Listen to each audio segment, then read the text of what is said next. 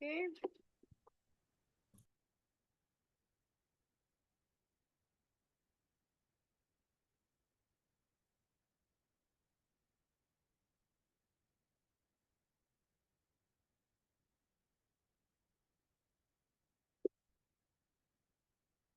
So I'm checking the groups. The Hungarian team is here. As I can see, Erika, Czech team is here too. Lucy, with your students. Yes, hello. Okay, hello, Lucy. Nice to hear you. Okay. From Romania, Felice. Hello. Hello. Hello. And from Bulgaria, is there anyone? Anybody from Bulgaria? Yeah. Hi. Okay. Nice. So, and from Slovakia, my team is here, as I can see. Okay. One more. Waiting. So,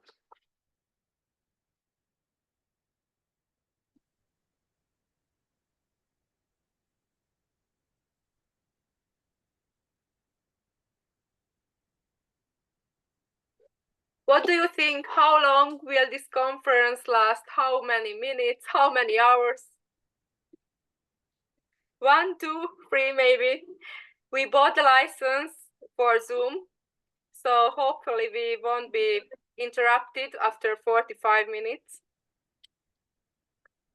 Okay. So,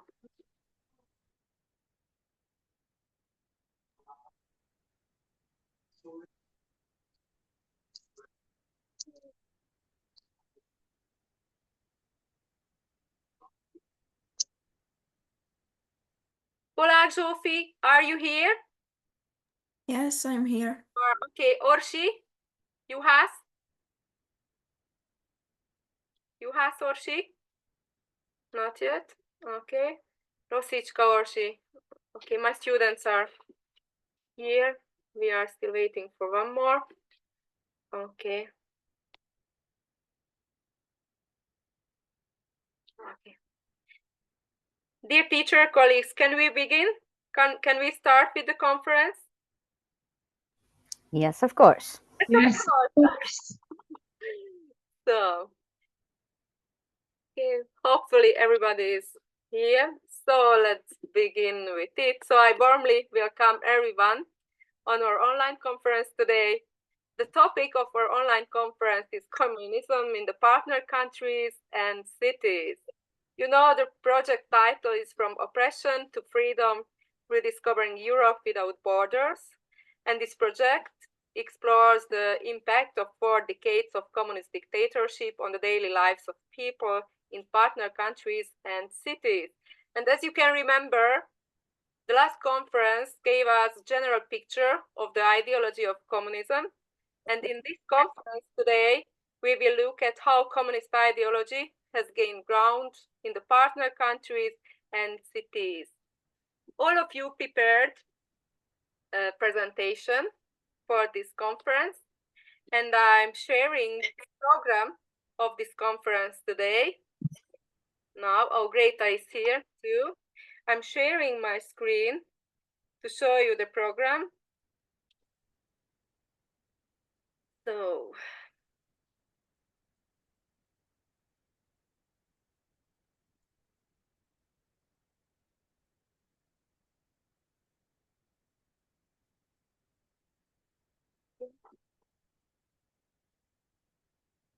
can you see my slide?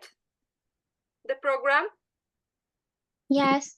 Yes, we can see. Thanks for your answer. So after opening, the students will give presentations, communism in the partner countries and cities. So the first group will be Slovakia, because my students have to go to another online conference. And Erika from Hungary indicated me that she had to go to another conference or somewhere else. And after that, the third country will be Bulgaria, Czech Republic, Poland, and Romania. Hopefully, Theodora will come. She will join the conference at the end. Is it all right? for you? Hopefully, yes. Okay. So after the presentations of our students, I will show you our online tour guide book about socialist buildings, monuments, and statues in the partner countries. And at the end of the conference, my students will show some presentations about the life stories of grandparents and great-grandparents. Okay. So that's the program. And we can begin. We can start with the first presentation. So it will be Slovakia, so Czechoslovakia during communism. Okay, so I try to share my screen. So I'm asking my group to present their presentation about Czechoslovakia. Okay. So Zsófi. And I'm asking all the groups to present the presentations in full screen mode. Unfortunately, our presentation is too slowly in full screen mode. We had rehearsal yesterday, so we will present this way. Hopefully it works. Okay, let's see. So Can you see my screen? yes, we can. Okay. So, Hannah, could you begin? Yeah, of course. All right, so the fairy tale of a better life, the birth of communism. Once upon a time, there was a very bored German philosopher called Karl Marx and his friend Friedrich Engels. They had so much free time that they developed a new ideology, the socialism.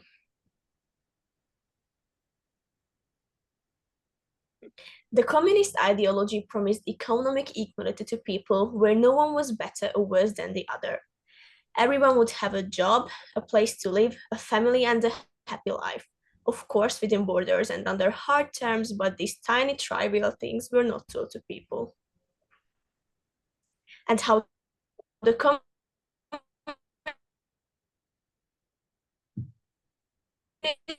fairy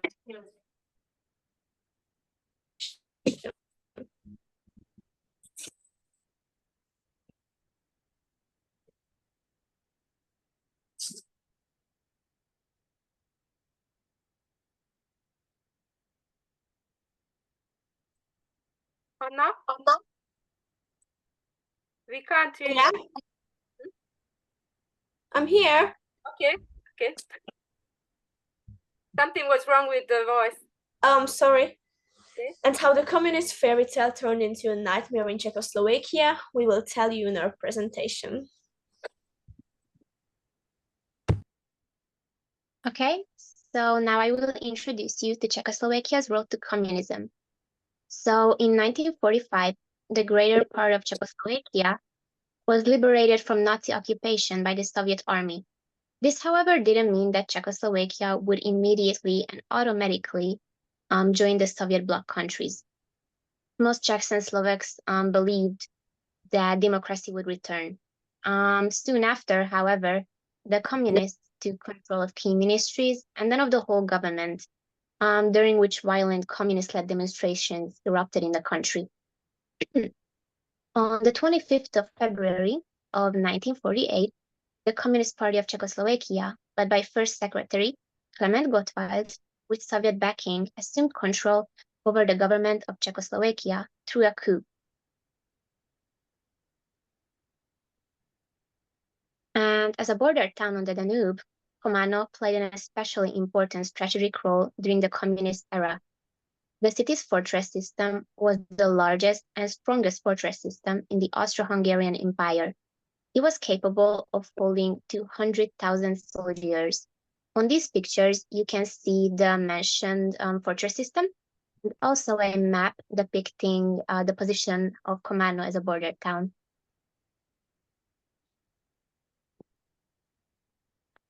And then the fortress was used as barracks by the army of the Czechoslovak Socialist Republic, and then later on occupied by the Soviet army in 1968. About 5,000 soldiers were stationed here until 1991, and a large amount of ammunition was stored in case NATO countries attacked the Eastern Bloc countries. These pictures are from the courtyard of the fortress during the communist era.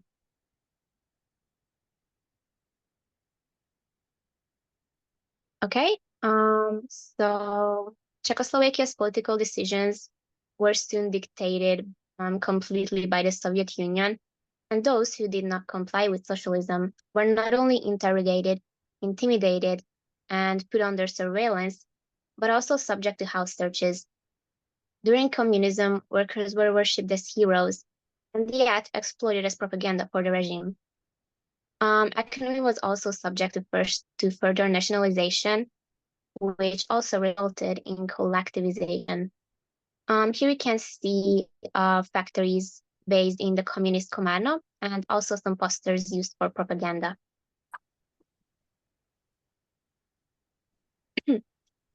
So one of the perhaps most characteristic events of the communist Czechoslovakia was a parade they held on the 1st of May to celebrate Labor Day called May Day. During May Day, leading party secretaries, alongside leading party secretaries, students from local schools, representatives from factories, and also shop and farm cooperatives marched through the city of Komárno to celebrate communism.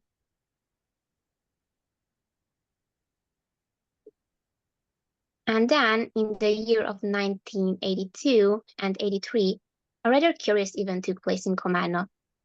During this time, Cuban guest workers imported to Komárom by the socialist regime lived in our city. They worked in the shipyard and even organized a Cuban carnival and a parade on the streets of Komárom. On the banners, Che Guevara and Fidel Castro were among the pictures of Czechoslovak Communist Party leaders. These pictures were taken to commemorate this particular event.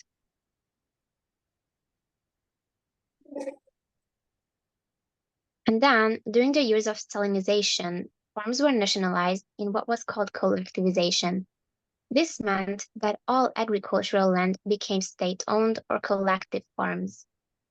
During this time, wealthy farmers, referred to as kulaks, were enemies of the communist regime. And if they did not join agricultural cooperatives, it was common practice for the government to threaten or blackmail them.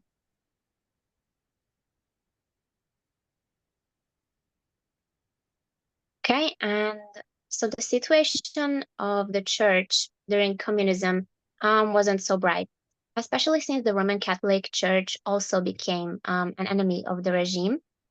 So church dignitaries were interned, monasteries and religious orders were dissolved, and a state office for church affairs was set up to bring churches under communist control.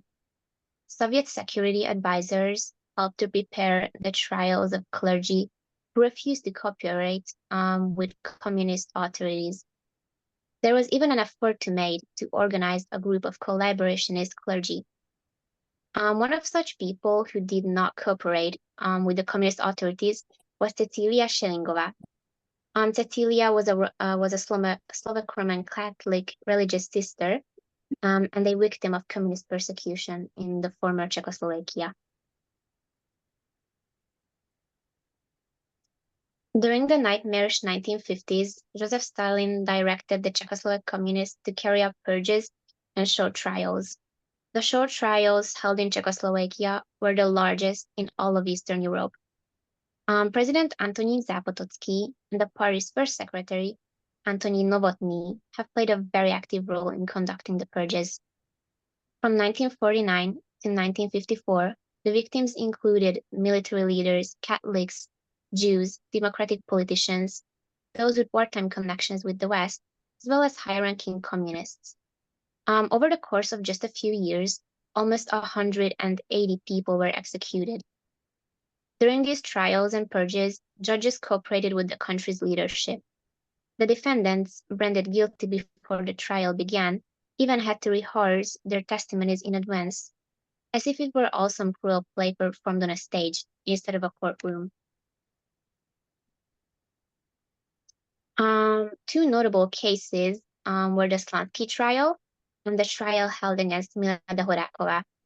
The Slansky trial happened in 1952, and it was a show trial against 40 members of the Communist Party of Czechoslovakia, including many high-ranking officials. Several charges, including high treason, were announced against the group on the ground of allegedly conspiring against the Czechoslovak Republic. General Secretary of the Communist Party of Czechoslovakia, Rudolf Slansky, was the alleged leader of the conspirators. And then Milada Horakova was a Czech politician and a member of the underground resistance movement during World War II. She was a victim of judicial murder, convicted and executed by the Communist Party of Czechoslovakia on fabricated charges of conspiracy and treason. Her death sentence was condemned by big personalities all around the world. This group included people like, for example, Einstein. And then on to the economic situation of the country. So by the early 1960s, Czechoslovakia faced acute economic problems. The communist industrial and agricultural plans had failed to bolster the economy, and stagnation had set in. In industry, production costs remained high, while fuel supplies were short. The overall quality of goods was rather poor, and production began to fall.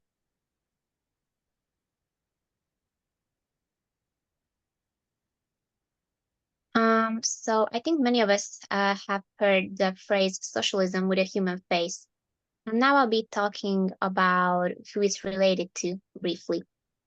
So the young generation of communist leaders led by Alexander Dubček had tired of restrictions on personal freedom and was critical of the country's low standard of living. The crown achievement of the new reformist government was the action program adopted by the party's Central Committee in April of 1968. Dubček was convinced that he could control the transformation of Czechoslovakia and achieve socialism with a human face. And now let's review some of the main points of the program. So thanks to this program, the country experienced liberal reforms that allowed social and political organizations to be free of Communist Party control. It demanded full equality in economic relations between Czechoslovakia and the USSR, and urged the Soviets to take their advisors out of the country. Dubček and his followers wanted real elections for party officials with secret ballots. Thanks to the program, national minorities were represented in institutions and strikes were legalized. Even censorship was abolished on the 26th of June of 1968. However, as you can imagine, the USSR was less than pleased with the Dubček-directed developments in Czechoslovakia. Negotiations between the Soviet Union and Czechoslovakia failed. And as a result of that, on the night of the 20th and 21st of August of 1968, 200,000 troops from the Warsaw Pact countries of the USSR, Poland, East Germany, Hungary, and Bulgaria entered the territory of Czechoslovakia. To protest against the lack of freedoms and the passivity of the citizens, on the 16th of January of 1969 at 4 p.m., Charles University student Jan Palach set fire to himself on Prague's Veseslav Square. He became, for all of time, known as a hero.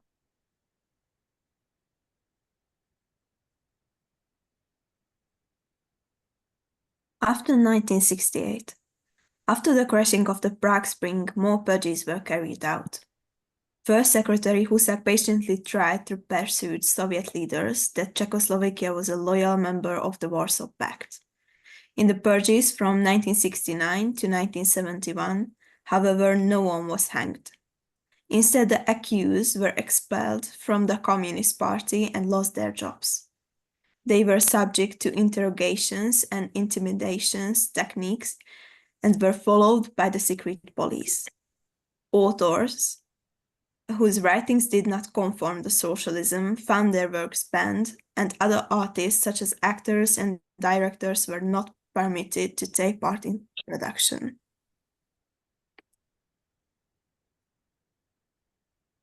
In 1977, a group of intellectuals signed a petition known as Charter 77, in which they argued the government to observe human rights as outlined in the Helsinki Accords of 1975. Many intellectuals and activists who signed the petition were arrested, but their efforts continued throughout the following decade. Several mass demonstrations took place in the country during the 1980s. The largest protest gathering in Slovakia since the Prague Spring Accord on 25th of March in 1988. During this so-called candle demonstration in Bratislava, thousands of Slovaks quietly held burning candles to show their support for religious freedom and human rights. Police dispersed the demonstrations with water cannons and made numerous arrests. In 1989, a wave of protests against communist rule erupted in Eastern Europe. Despite the monumentous events in surrounding countries, the Czechoslovak people took little action until the late in the fall of 1989. On November 16th, students in Bratislava gathered for a peaceful demonstration. The next day, a student march approved by the authorities took place in Prague. The Prague March was intended to commemorate the 50th anniversary of the suppression of a student demonstration in German-occupied Prague, but students soon began criticizing the regime and the police reacted with brutality. This incident set off a nationwide protest movement called the Velvet Revolution. Pro-democracy demonstrations and strikes took place. In 1990, the new leadership of Czechoslovakia visited Komárno. The first democratically elected president, Václav Havel, was greeted with a huge ovation in Komárno. A Hungarian girl in a Hungarian national costume and a Slovak girl in a Slovak national costume welcomed Havel. Finally, the Velvet Revolution of 1989 brought an end to the nightmare that had lasted 40 years, and democracy once again resounded in Czechoslovakia. And I would like to thank you for your attention. Thank you very much, dear students. This presentation gave a very overall picture of communism in Komárno and Czechoslovakia. And I just have to say that this girl in a national costume who welcomed Havel here in Komárno, she is one of my friends and she has very nice memories of this visit. So thank you very much, dear students. The next country is Hungary. Erika and your students. Yes, I will present the presentation in a moment. Sorry.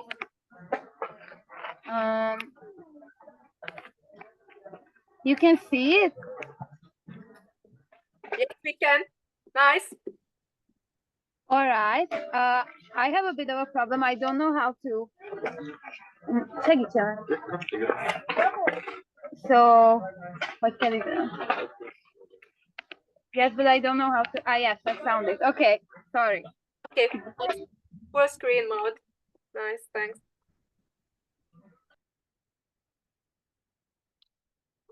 Okay.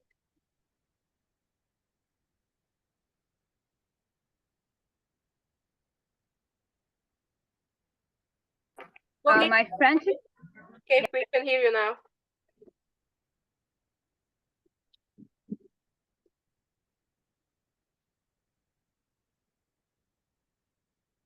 Cenga, we can't hear you. Yes, I know because I'm not the first one who talks, but I can't hear my friend Bogi should say the word, but she's not here. I don't know. She texted the chat that she needs to access for the microphone, so she's gonna come in a second. Okay, so we are waiting. Okay. How many students will present this history of communism in Hungary? 2 or 3? 4. 4. Yes, I was the president. Well prepared. Nice. So Bogi will begin, then Csenge. Okay. Bogi is coming.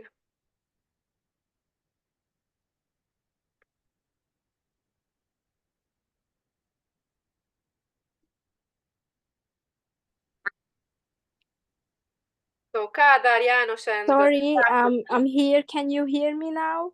yes, we can. I have technical issues. I don't know what was it, but now I'm here. So sorry for this, and thank you for waiting for me.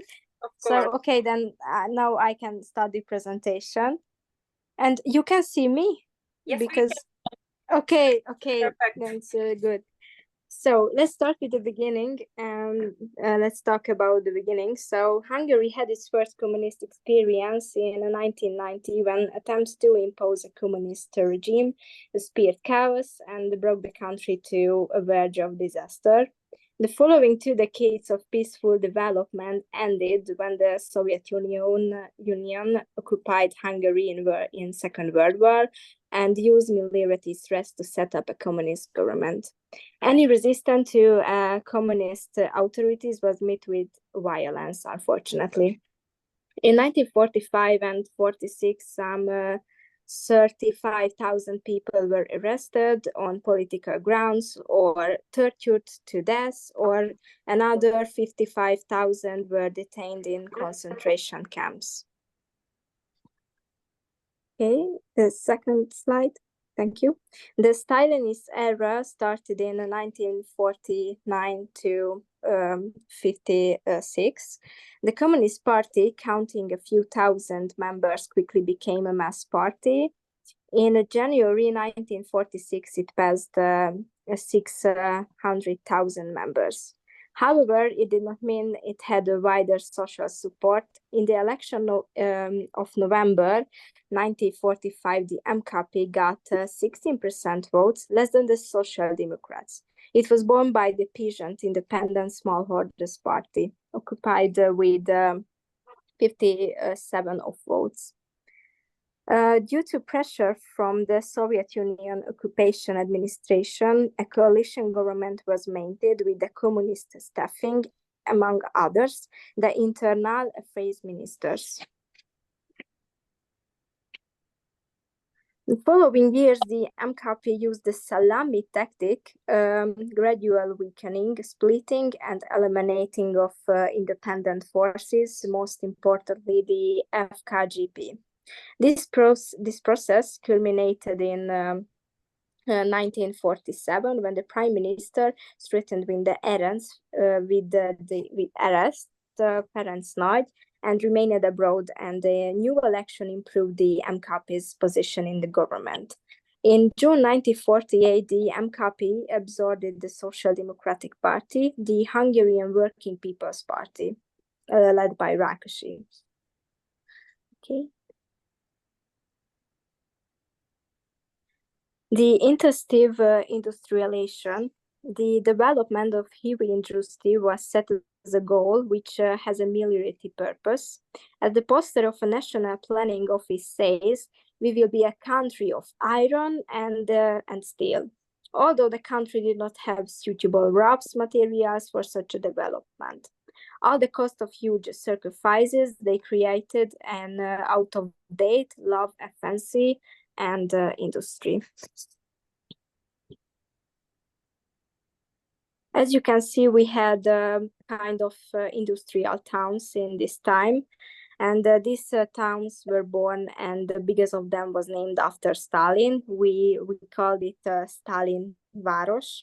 The construction of the city began on May 2nd in 1950 near Dunapentele, and it was an existing small village. Huge housing estates, schools, and sports centers were built for the workers living in the city, and we have this city now called Dunaújváros, and it's like a working city now. Okay, thank you.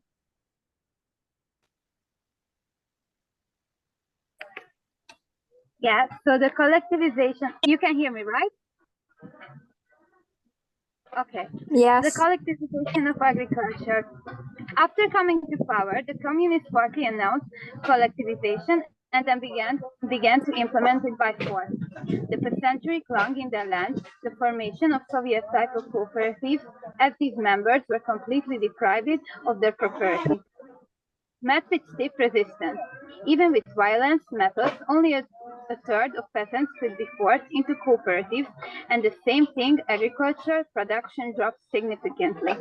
The main aim of collectivization was to break resistance of still independent peasantry through private property and to provide the workplace for industrial development. On picture 1, we can see communists try to persuade peasants to enter cooperatives. And the picture 2, you can see the peasants had to deliver most of their produce to the state. In the picture 3, the peasants had to announce the slaughter of the pigs and had to give a part of the state. Black pig slaughtering, that's what it's called. And in the picture of the 4th, of the attic sweep is when police search for hidden crops and food to take everything away, even the seeds. So the cult of personality. Following the cult of personality in the Soviet Union, the glorification of Stalin and Mátyás Rákosi was also introduced in Hungary. From classrooms to means of transport, their portraits hang everywhere. From sculptures to actors or artists were forced to create works defying the two leaders, and they had to reference by significant works as well. Rákosi's quote reached its peak on its 16th birthday, when hundreds of celebrations celebrated the greatness of the glorious leader. Elementary school children wrote poems and included his name in their songs. Sorry that I'm interrupting you. There is a huge background noise. Is it in your flat? Yeah, I think so. Sorry, because my microphone is a bit rushed. So maybe you can hear the wind. But I try to speak so you can reach my story. Sorry. Oh yeah, somebody fall in my house. Sorry. So the instruments of terror. The most important. You can hear me, right? Now it's great. Maybe a bit better, but there's a huge background, like a party. Yeah. No, because you can hear it from my window because it's really hot outside, and so we have a lot of children. So that's from outside, yes, from the windows. Okay. Yes.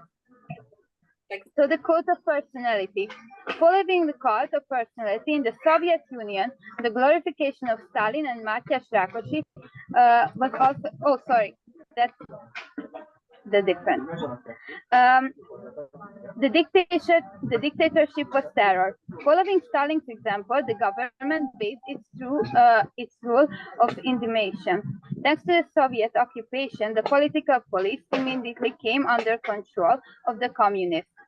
The State of Defense Authority, called AVH, attacked the members of the former democratic parties, the representatives of churches and kulaks, and the intellectuals.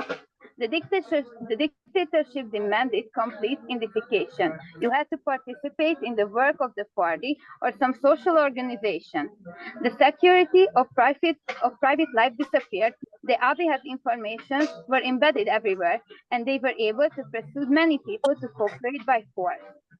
Political opponents were either imprisoned in penal camps or reported to far places from their place of resistance. But the average person couldn't feel safe either.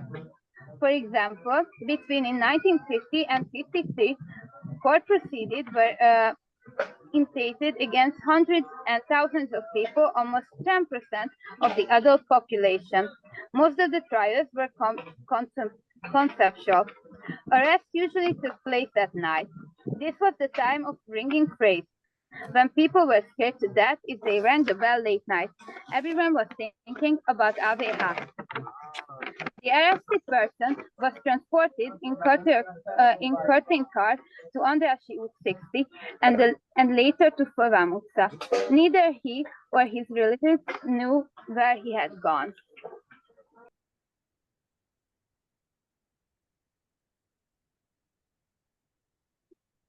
Can you hear me? Yes, we can. So, Hungarian Revolution of 1956. Due to the faulty economic policy of the Rákosi era, the standard of living fell and the ticket system was reintroduced for food. Because of the terror, fear and despair prevailed in the country. Stalin died in 1953, which brought an easing of domestic politics.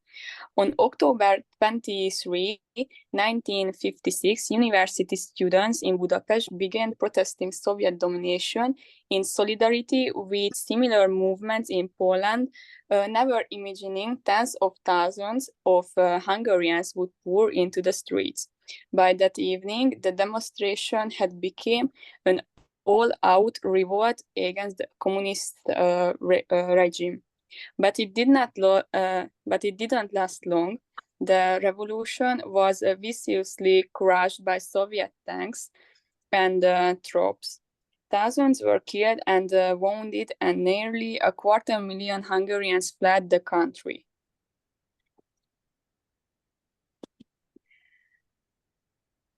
The Kádár János era.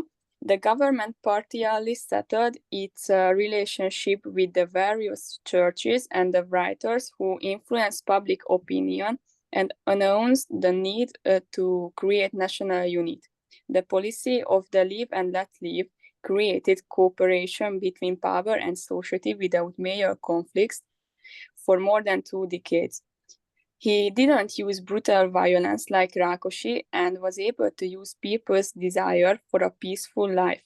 The most important Kádár slogan is "Whoever is not against us is with us." The only taboo topic was the 1956 revolution, which was then called the counter-revolution. Learning from the revolution, the leaders of the party were wary of the introduction of a personality card. They refrained from gross violence of the law. In Kádár's policy, a decisive aspect was the moderate annual increase in the standard of living. They thought it could replace political freedom. The artists of the Kádár era were not obligated to follow the schematics of the previous era. They could even formulate a system-critical opinion within certain frameworks. The works of art were divided into 3 groups. Some were prohibited, others were tolerated, and or supported. Hungarian citizens had 2 kinds of passports. The blue passport could be used for traveling Western countries, the other one to socialist countries. Here you can see in the picture.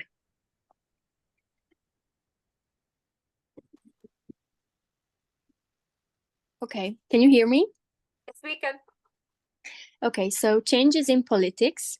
Heavy industry maintained its leading role, but its productivity did not increase. By the 1960s, Kádár completed the socialist transformation of agriculture, but with much more subtle methods. Peasants could keep their home farms and were given peasant rights. The members of the cooperative could do home farming at home outside of working hours. Livestock breeding, mainly pigs and vegetable and fruit cultivation, took place here, and the producers could sell the products on the market. And that is why the 1970s agriculture was considered a successful sector that could provide the country with food, but also could produce the export. János Kádár never forgot the memory of the 1956 revolution. He tried to prevent such resistance from happening again, so he reconsidered with the society. He no longer expected everyone to enthusiastically support the system as long as he did not express open resistance. And as he said, whoever is not against us is with us. He dismissed the personality cult and gave artists more freedom. The works were classified into 3 groups. Works sharply criticizing socialism were banned, and some works were published in limited numbers.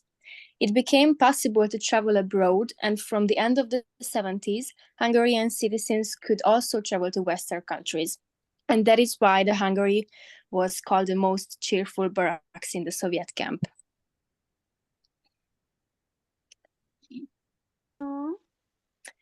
In the 1980s, the Kádár regime failed in Hungary due to the academic crisis, social tensions, and the weakening of Soviet Union.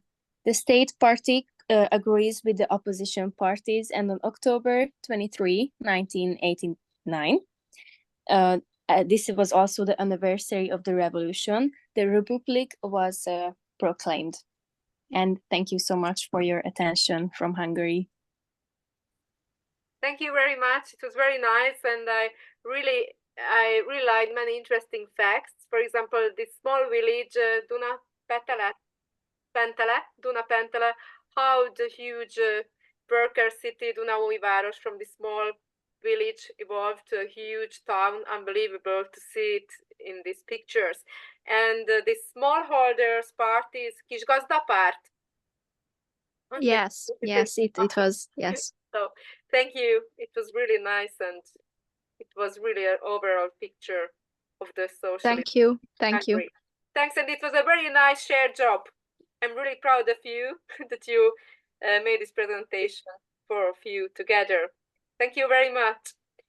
So the next country will be Bulgaria. Greta and your team, are you here? Hello, yeah, I will share the presentation. Okay, thanks. Okay, you can see, right? Yes, we can see. Yes, we can. So we're going to talk about communism in Bulgaria, how it came to be, the characteristics of the time, and how the regime fell. Okay, so I'll start. At the dawn of the 20th century, Bulgaria was a young nation striving to find its place in the Balkans and Europe. The country experienced political instability and was involved in several wars, including the Balkan and the World Wars. The interwar period in Bulgaria was marked by significant political turmoil. Various political factions, the monarchists to agrarian socialists, struggled for control. The Bulgarian Communist Party, founded in 1919, was a small but growing force influenced by the Russian Bolshevik Revolution. During World War II, Bulgaria allied with the Nazis. The period saw increased repression, but also the rise of a strong resistance movement. The Bulgarian Communist Party, along with other groups, formed the Fatherland Front, a coalition fighting against fascism. As the war neared its end, the Soviet Union advanced into Eastern Europe. In September 1944, the Red Army entered Bulgaria without facing resistance. This marked the beginning of profound political changes. On September 9th, 1944, a coup d'etat led by the Fatherland Front, supported by the Soviet Union, overthrew the government. The new government, dominated by communists, quickly consolidated power. Georgy Dimitrov, a prominent communist leader, returned from Moscow and became the head of the government. Over the next few years, Bulgaria underwent rapid transformation. Political opposition was eliminated, industries were nationalized, and land was collectivized.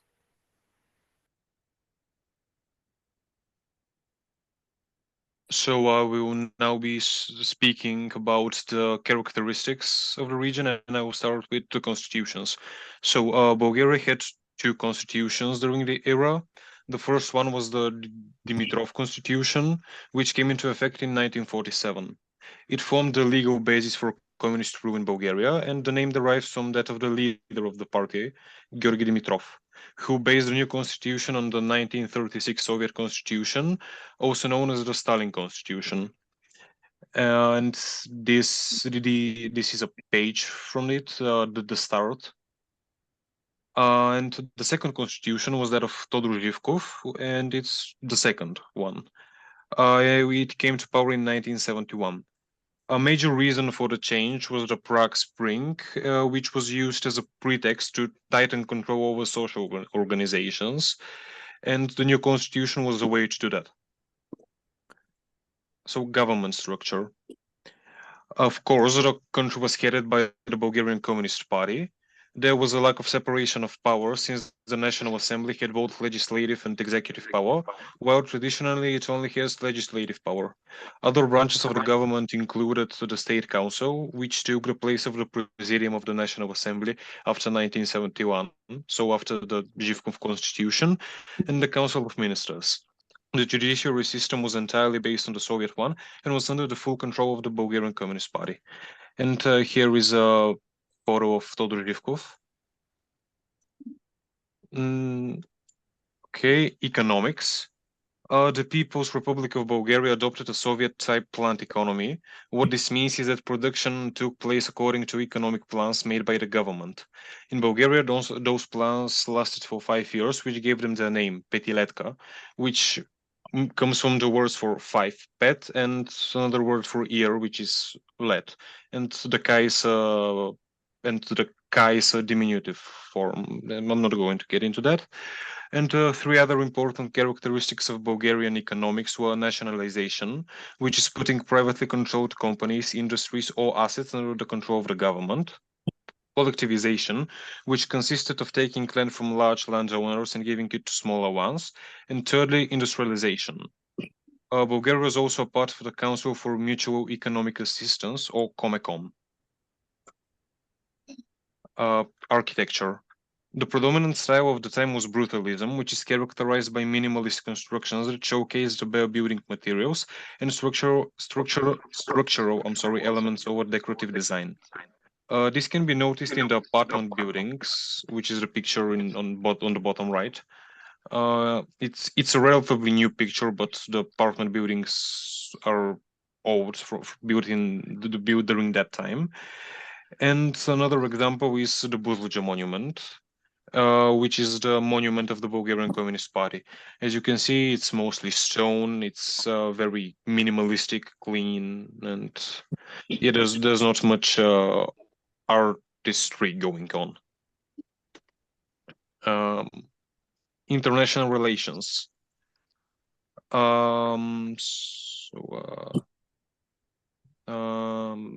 Give me a second. International relations. So as a part of the Eastern Bloc, Bulgaria naturally had a much better relationship with other socialist countries, in both economically and diplomatically. For example, the top left picture is of Bulgarian leader Todor Zhivkov with the Romanian leader Ceausescu, and the bottom left picture is again Todor Zhivkov with the North Korean leader Kim Il-sung. Work life. In work life in communist era, Bulgaria was characterized by state control and collective enterprise. Employment was guaranteed for all citizens, with jobs assigned by the state to ensure full employment. Workplaces were often organized into large state-run factories or collective farms known as kolkhozes. The work environment emphasized collectivism, discipline, and adherence to socialist principles. Wages were relatively uniform, with little disparity between different types of work. Despite the lack of economic incentives, workers enjoyed job security, social benefits, and even access to education and healthcare. The focus was on fulfilling production quotas, the aforementioned petiletkas, and contributing to the state's economic goals rather than individual achievement. School life. During communist era in Bulgaria, school life was highly regimented and ideologically driven. Education was free and accessible to all, with a strong emphasis on science, technology, and Marxist-Leninist principles. Students wore uniforms and participated in collective activities, such as here you can see the children singing and an accordion player. And the curriculum was standardized, focusing on creating close citizens who adhered to communist ideals. Extracurricular activities often included compulsory participation in youth organizations like the Pioneers. Here is a Pioneer Students Card. You can see name, date of birth, the city. Here's a picture and signatures. And despite the political indoctrination, the education system was known for its high academic standards and rigorous training. Language reform. So in 1945, shortly after the communists took power, a huge language reform was enacted. It deemed a few letters as bourgeoisie. You can see those letters here. They are being kicked. They are being kicked out by the Commission of Spelling, or these people here. So we deem the letters as bourgeoisie and others as symbols of conservatism and Bulgarian chauvinism. Additionally, the reform simplified the spelling of many words, dropped archaic case forms, and the two most notable changes are removing the silent which you had to write when the word ended in a consonant, and removing the controversial letters Gulamius and Yutuvan Gulamius, which would, according to the IPA, correspond to the open mid-backgrounded vowel, but it had vastly different pronunciations depending on your dialect. So people pronounce the vowel, these two vowels quite differently depending on where they were from. For example, the east versus the west had different dialects, and the north and the south spoke a little differently. So about the end of the era. So, by the late 1980s, Bulgaria, like many Eastern Bloc countries, was experiencing growing discontent. The economy was stagnating, and the people were increasingly frustrated with the lack of political freedom and economic opportunities. The grip of the Bulgarian Communist Party, led by Todor Zhivkov, seemed unshakable, but changes were on the horizon. In the Soviet Union, Mikhail Gorbachev had a profound impact on Bulgaria. These reforms encouraged more open political discourse and economic res- restructuring, setting the stage for change across Eastern Europe. Inspired by Gorbachev's reforms, Bulgaria dissidents began to organize environmental groups. Human rights activists and intellectuals formed the core of the opposition. Protests became more frequent and demanding political reform and greater freedom. The tipping point came in November 1989. Amid growing unrest and pressure from within the Communist Party, Todor Zhivkov was forced to resign after 35 years in power. His departure marked a significant victory for the reformist movement. An interim government was established, signaling the beginning of the end of communism. In early 1990, the Bulgarian Communist Party and opposition groups began roundtable talks to negotiate the country's future.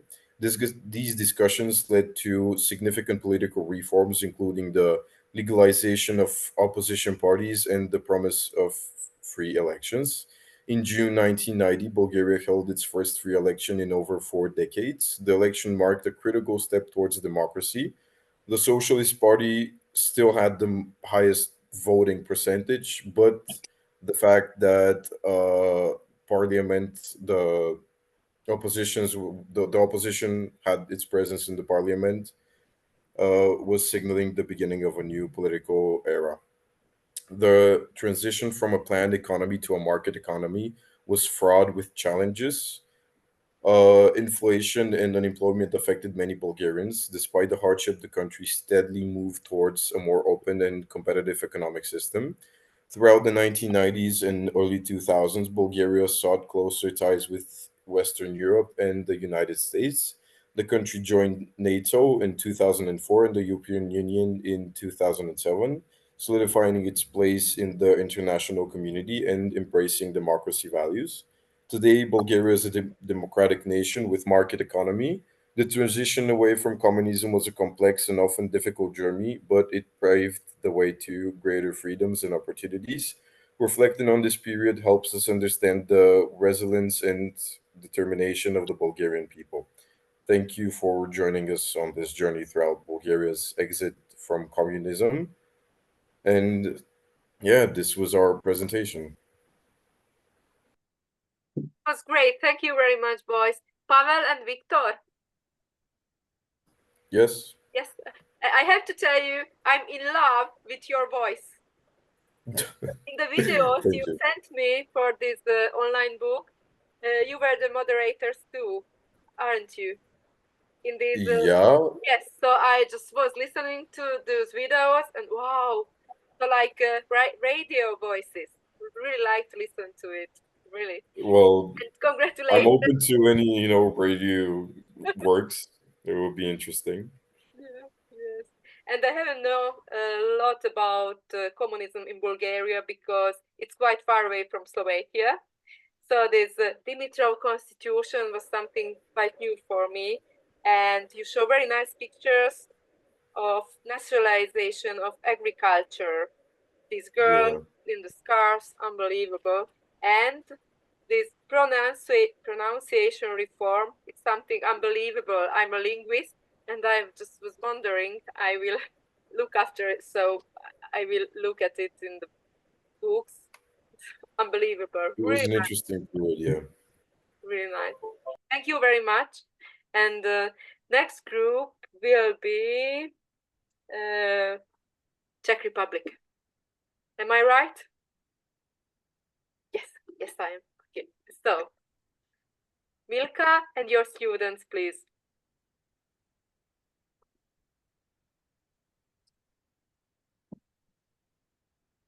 Michaela. Oh, we are here. We are here. Oh, wait. A to musíš takhle.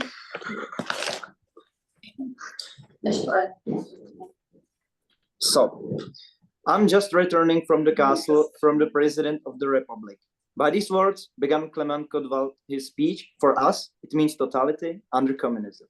For 41 years was Czechoslovak Republic under clause of the Soviet Union. The people were arrested for their opinions. Media speaks only about what regime wants to, and everywhere was fear. Our goal is not to tell you information you can find on the internet, but that the stories of the ordinary people is much more interesting. We will try to breathe some life into these stories so we can imagine how shocking they still are today. I'm in general. I told you about some simple things about how it looks like in the schools. So we had a psychical punishment and for wrong words and fear to complete tasks. Even parents could have a problem with it. The second, it was good to get involved in some groups, like a pioneer for a better reputation. Getting to high school wasn't easy if you didn't have a communist parents, even if you were smart. You will hear one more about this in a moment. Teachers were called comrades. In Czech it was soudruhu učiteli or soudružko učitelko. Now I said some stories of parents, grandparents, and families when they were in a school. The first, when my dad was in elementary school, he went out with his friends and he was the only one who is not a pioneer. He said a bad word against them and the next day they found out and at the school and he had a big problem with it, so it's just for one word. The second story is that my mom and my aunt had no problem getting in high school because their dad, my grandfather, was still communist. But one acquaintance did not have a single communist parent, so she had to wait before she could study nursing. And the last story is that my aunt told me that when she was in high school and the World Revolution was going on the day, the principal came to the class and told them that if they start protesting, they would either be kicked out of school or they wouldn't get a school diploma. So I will tell you a little bit more about the school. Czech kindergartens were not so different from today's kindergartens. In the classroom, there was a playroom, tables for eating, and after lunch, small wooden cots were spread out in the playroom area for sleeping.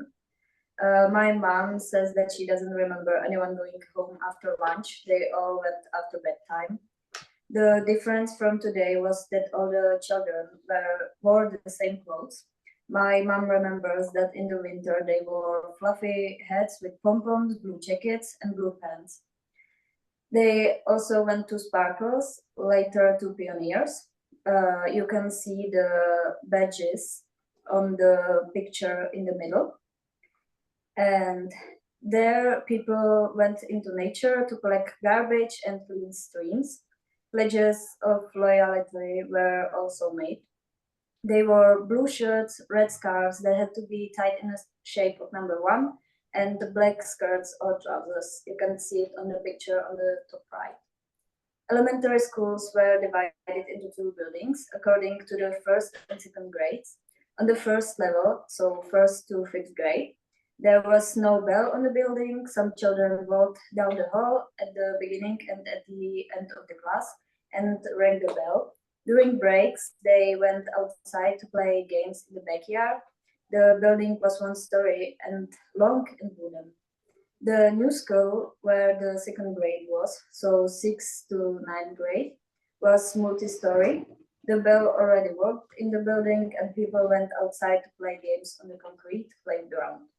Lunches were issued on tickets. Each month, the cards... Sorry. Each month, the cards were in a different color and there was only 1 meal. It was not possible to choose, as today, for example, from 3 meals. Children's doctor went to the school when any vacation was needed and vaccinated all the children. My mom says that if someone was absent, they had to go to the doctors themselves for vacations. Twice a month, they went to school on Saturdays for defensive exercises against air raids, gas exercises, medical services, such as trying bandages or transporting the injured, and knowledge of hiding places. During the coup, my mother remembers going to school with the tricolor. Some classmates or even teachers who did not participate in the parade, but still wanted to support it, wore the tricolor as well. Traveling in communism wasn't easy. People could travel only to the friendly states like Poland, Slovakia, and Bulgaria, and more in other countries. If they wanted to go to West countries, they had to have travel documents. At the border with West Germany and Austria, there was Iron Curtain, where soldiers were looking after people which wanted to flee. The people they saw, they either took them to prison or shot them on the spot. Before the year 1968, lots of people ran away because they knew something was going wrong and it was quite easy to run away. For example, my extended family did it this way and they took everything they could and went to Norway. But from this year until the Velvet Revolution, it was impossible. Around 300,000 people immigrated to different countries between years 1968 to 1989. So now I'm going to talk for a moment about the fact that some people took some things positively, which you can see on the left side of the slide. But of course, most things had their negatives, and you can see them on the right. So the government was able to provide financial and social support to the people, but some groups were discriminated against and singled out, for example, people with disabilities or the Roma. People were provided housing, medicine, and education, but the Western countries were more developed and there was research and cooperation. But unfortunately, the Soviet Union was against cooperation with the West and was closed against progressive tendencies. Elementary schools had the necessary things for studying and free health care was provided.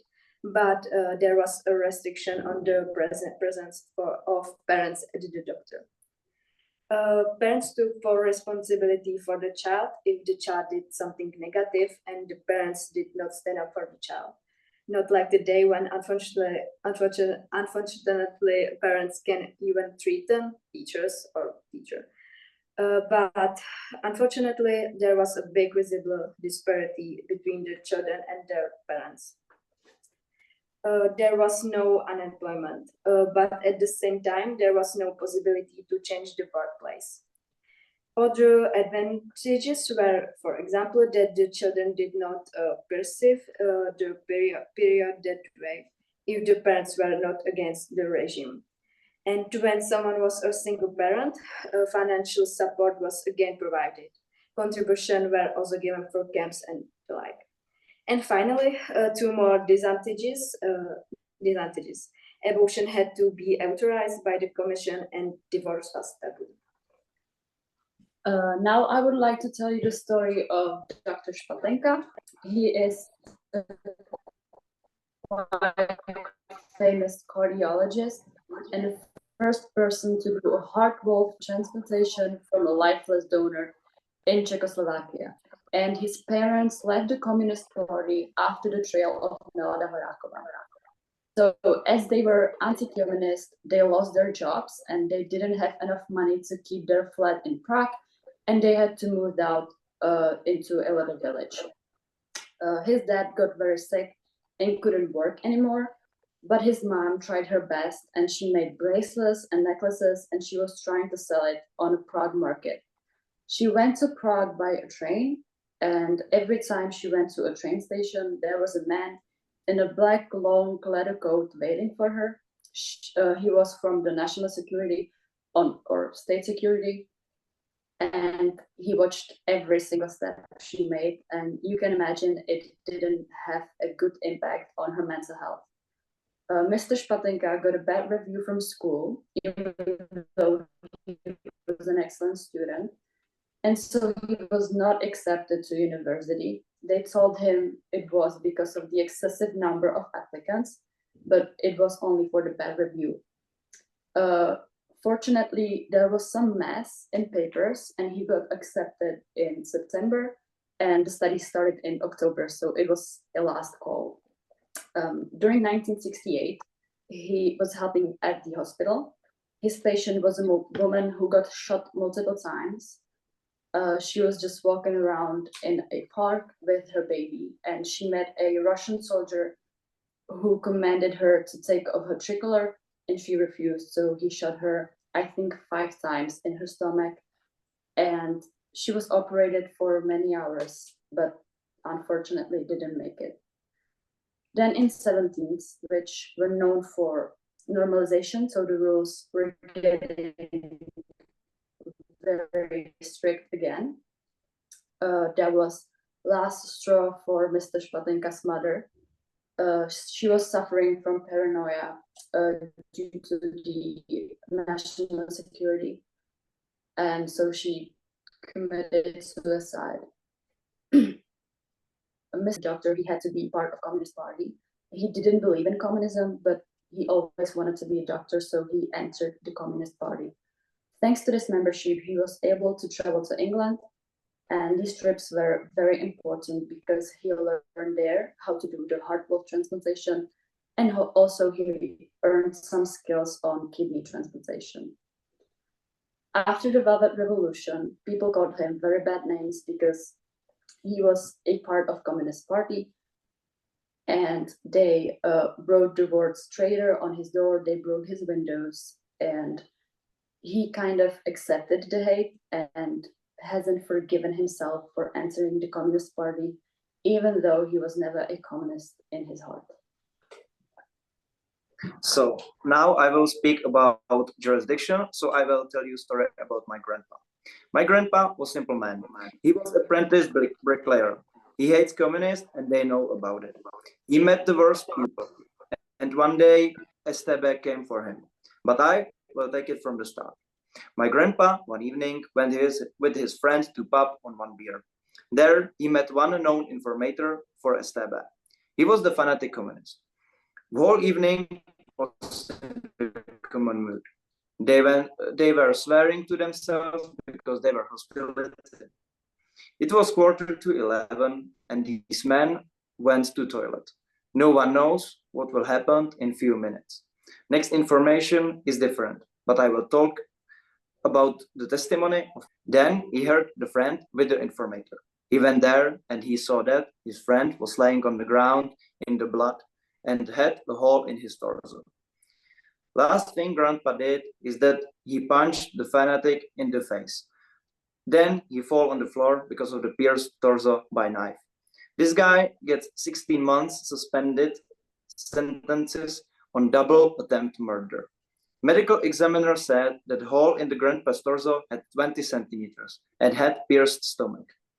Other day, when he worked on the construction, he looked around and saw a black limousine. Two men stepped out in a black jackets and asked about him. He stepped in the vehicles and they took him to service station. Day before, he said that he would hang up the communist on the first tree he saw. If the boss didn't step up for him, I wouldn't be here talking to you this story. And these situations were everywhere. So now you know how it worked in Czechoslovakia. We tried to find everything what our family members could tell us. I hope you have enjoyed it and thank you for your attention. Thank you. So, thank you very much for your presentation. It was unbelievable. The story of Bohuslav Kaspar, really, and the story of Dr. Spatenka. And it was a showcase how the STB watched people, ordinary people in everyday life and destroyed their lives. Unbelievable, terrible. And your presentation recalled memories in me because I was a pioneer during the communist era in Czechoslovakia. I also had these badges, unbelievable. Yes, thank you very much for your presentation. You showed very nice pictures and every aspect of life. Thanks a lot. And we welcome Teodora Hongas.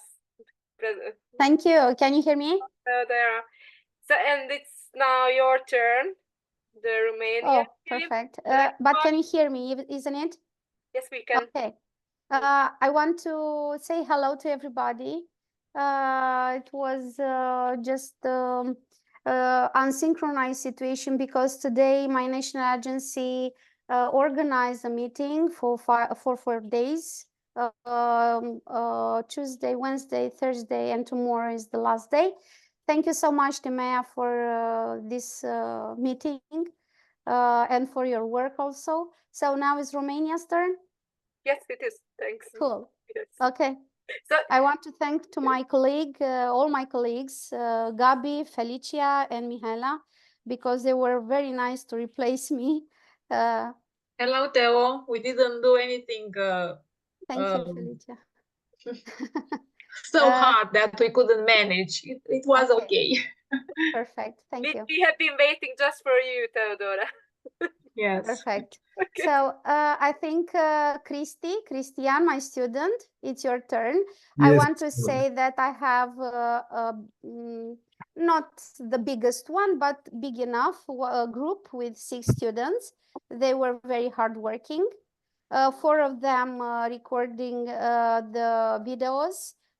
They filmed, you saw already in Book Creator. And Victor and Cristian Ivănescu, they realized the PowerPoint presentation. So good luck, Maria. Thank you, thank you. Can you share? Okay, right now. Okay. Can you see? No. Soon. You have to open it first in your computer and then to... Okay, now it's okay. It's okay? Yep. Communism in Romania. Okay. The period of the Romanian People Republic, 1947-1965. After 1944, the Soviet Union pressure for the inclusion in the post-war governments of Romania of some representatives of the Communist Party of Romania recently re-entered into legality. The party had been banned in 1924 on the ground of accepting the communist thesis of the right of the oppressed people of imperialist Romania to self-determination, to the separation from the state, while non-communist leaders were constantly eliminated from the political life. In the first years of communist rule, Romanian resources were exploited by Soviets to the Romanian Soviet joint companies of Rome, established after the end of the world conflagration to manage the payment of war debts to the USSR, established by the Paris Peace Treaty at the amount of $300 million. Nicolae Ceausescu period 1965-1989. Nicolae Ceausescu came to power and stayed to pursue independent policies, such as being the only Warsaw Pact country to condemn the Soviet-led 1978 invasion of Czechoslovakia. Also, close ties with the Arab countries allowed Romania to play a key role in the Israel-Egypt peace process. Ceausescu was the only communist leader who established diplomatic relationship with the FRG in 1967, and the only one who did not break ties with Israel after the Six-Day War in 1977. At the same time, the president of the Socialist Republic of Romania was also the only head of state from the socialist camp, a member of the World Bank and the IMF. Now I'm going to present some major infrastructures under Ceausescu regime. Transfăgărășanu is a Romanian road that starts in Bascov commune in Argeș County near the city of Pitești in the direction of the city of Curtea de Argeș, and ends at the intersection with the DN1 road between Sibiu and Brașov near the commune of Cătișoara, with a length of 171 kilometers, crossing the Făgăraș Mountains. Terrain at high altitudes, and was built in the period of 1970-1974 with a length of approximately 91 kilometers. The Danube Black Sea Canal was constructed to make naval commerce more efficient. Another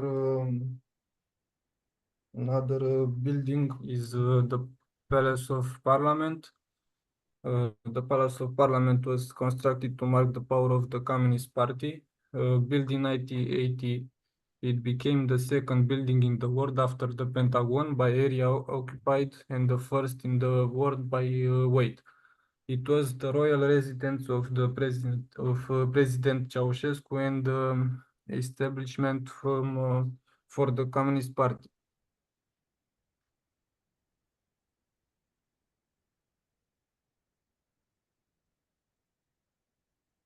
The Romanian Revolution of 1989. Romania was the only Eastern European country to violently overthrow his communist regime. It started on 22 December 1989 in Timișoara, when during a gathering in the center of the city, a man from within the crowd shouted freedom. It only spread to the rest of the crowd and the rest of the country, especially in the most important cities. The most violently hit was the capital of Bucharest. On the streets of the city, people were being beaten and shot by the police. Ceausescu tried to calm down the crowds from his personal balcony from the people palace, but he didn't manage to. When the people tried to break in, he ran away with a helicopter. He was caught at Târgoviște, tried and executed on the 25 December 1989.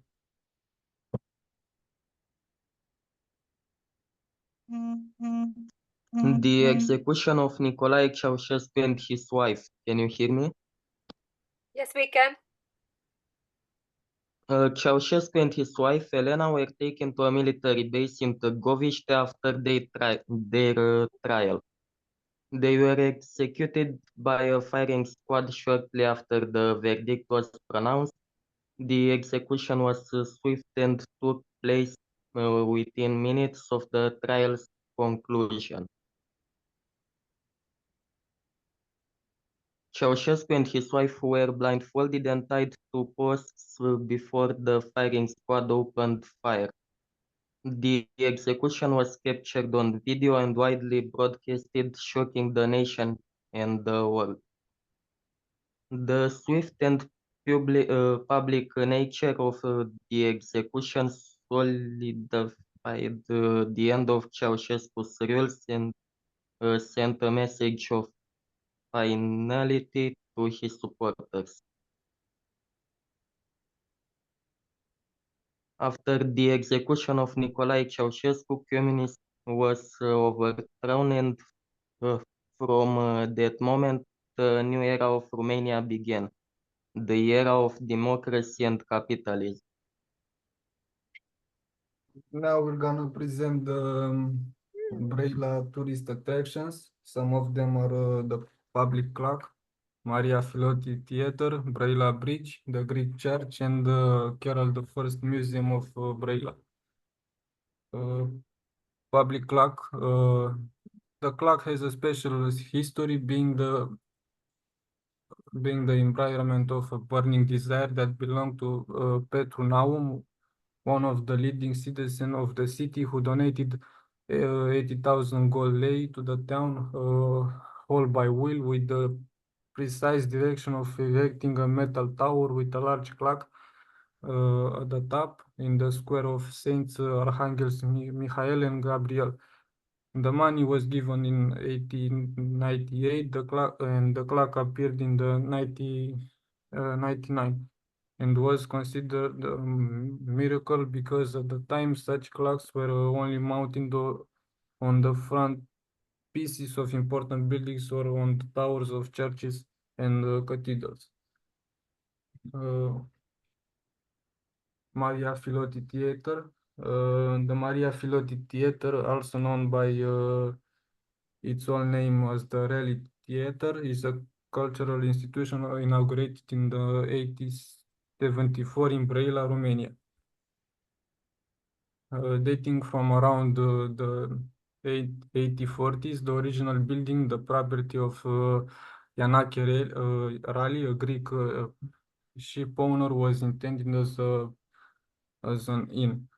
After it burned in the fire of 1859, rebuilt, it only known many transformations.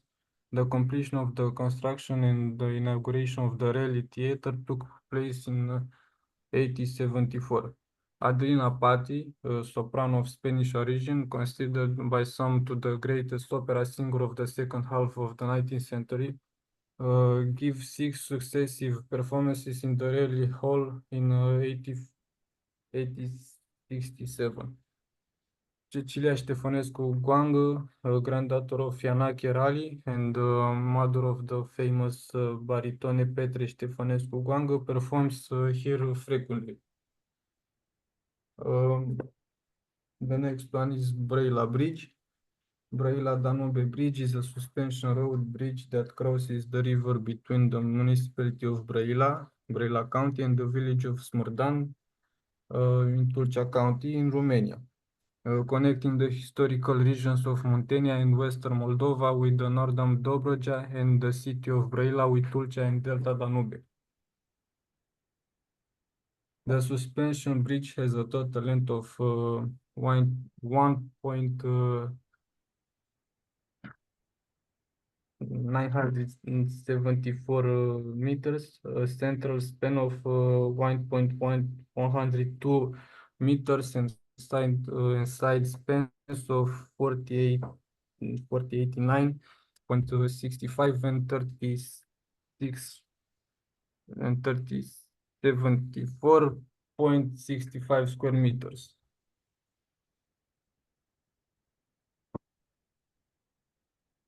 The Greek church. It was built by the Greek community of Brăila, which played a significant role in the city's cultural and economic life during the Ottoman Empire's rule. The Greek church. The Greek church is not only a place of worship, but also a cultural landmark in Brăila, representing the city's multicultural heritage. It serves as a gathering place for the Greek community and hosts various cultural events and religious ceremonies through the year. Carol I Museum of Brăila. The Carol I Museum of Brăila is one of the oldest museums in Romania, founded in 1906. It is named after King Carol I of Romania, who played a crucial role in the country's modernization during the late 19th and early 20th centuries. Through its exhibits, the museum offers a multifaceted exploration of Brăila's history, highlighting key events, figures, and cultural traditions that have shaped the city's identity over time. As Brăila has evolved, so too has the museum, adapting its displays and programs to reflect new discoveries, research, and interpretations of the city's history. And this is a presentation. Thank you very much for your attention. Thank you very much for your presentation. It was really interesting, and I saw that shocking video about the execution of Ceausescu and his wife Elena. I can remember those pictures. We saw that on TV when I was a child, and the bridge in Brăila. I already saw that bridge when I was to Brăila, and we have something like that, a new bridge in Komárno too. We have a Danube. We have the river Danube here in Komárno, but it's a bit smaller, this bridge, like yours. Thank you very much for your presentation. And I made Thank you, Timea. Thanks, really. I want to thank to my students, and because one of them asked me, it was bad, ma'am. I want to say them, no, everything is perfect, because you must improve your language, and we don't ask you to be perfect. And I think you have some emotional profile or something like that, so is normal. And I want to encourage every student who wants to improve the language and to be brave, because here we don't ask you to be perfect. We know that you are already perfect in other, I don't know, maths or languages, maybe your native language. So here we are all the same. So Timea sometimes gets wrong with the language, isn't it? English language, and me too, and everybody here, because it's not our native language. So thank you very much to my students and to your students from Bulgaria, Poland, Slovakia, Czech Republic, and of course Hungary. So thank you so much, because you helped Timea and because you did everything from your free time. So it's perfect. Thank you. Thank you. Big applause. Thank you very much. And Poland is due to come, because I forgot the alphabetical order. So Felicia told me that we are the last, so that's why I was thinking. Yes, so I was totally. Yeah, we were skipped, but it's not a problem at all. Yeah. Okay. Sorry. No problem. I understand. It's much going on, and you've got some other things to pay attention to. So now is our turn. So we are going to be the dessert. Nice. We are waiting. So from my school, there's only one student. It's Oliver, and he was the only one that managed to do the presentation. So that's why it's a bit shorter than all the other from all the other countries.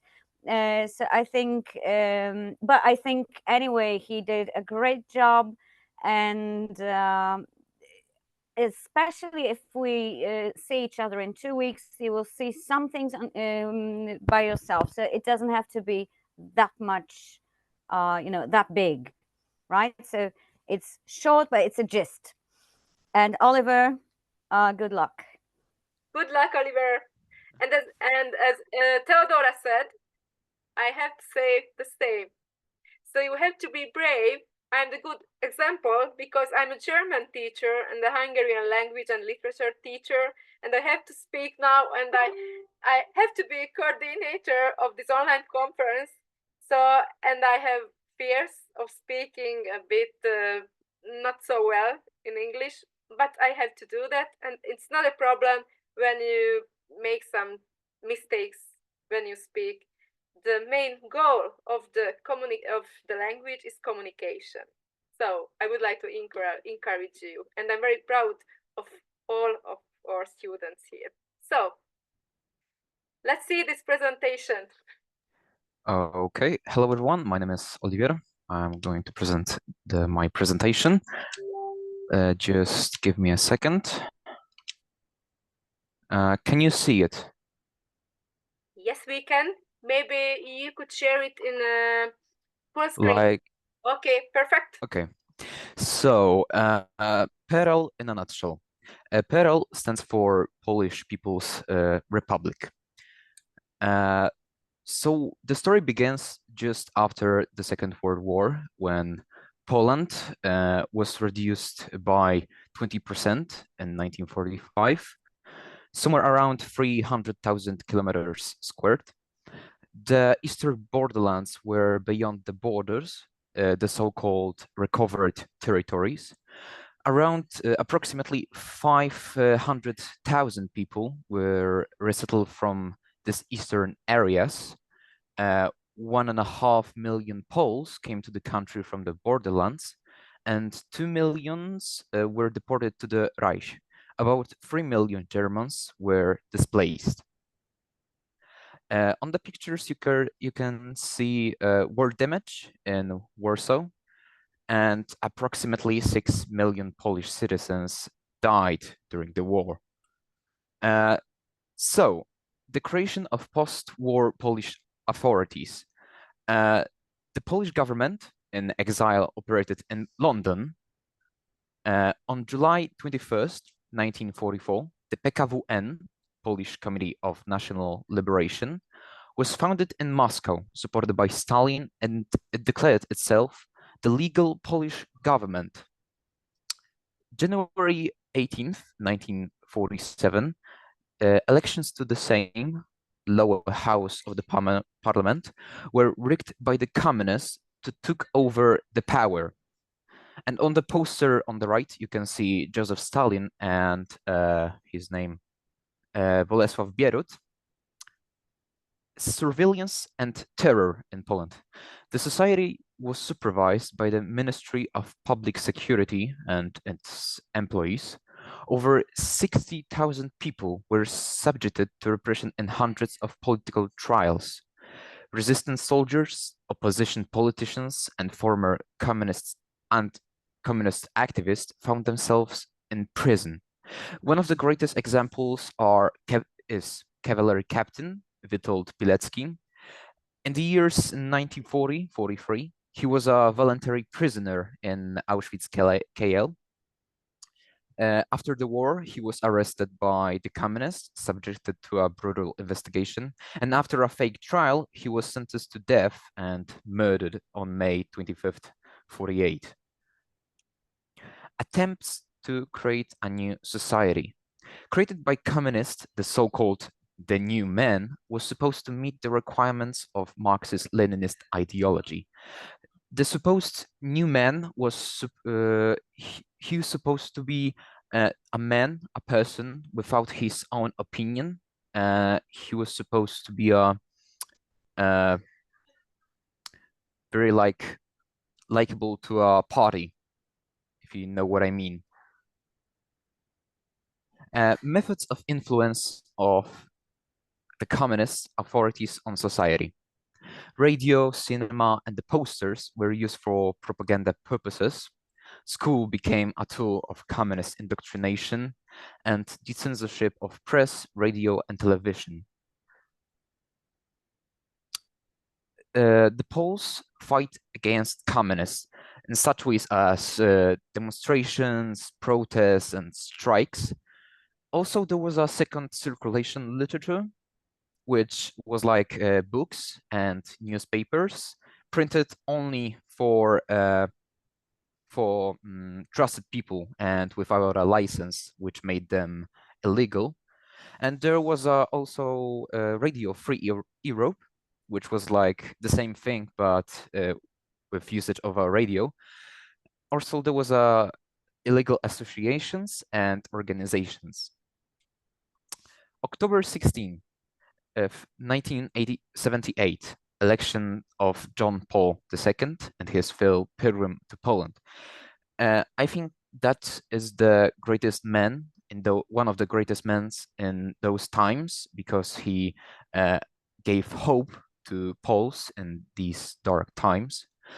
On September 17, 1980, establishment of the independent self-governing trade union Solidarity. 1980s, economic collapse and problems with supplies, rationing of goods.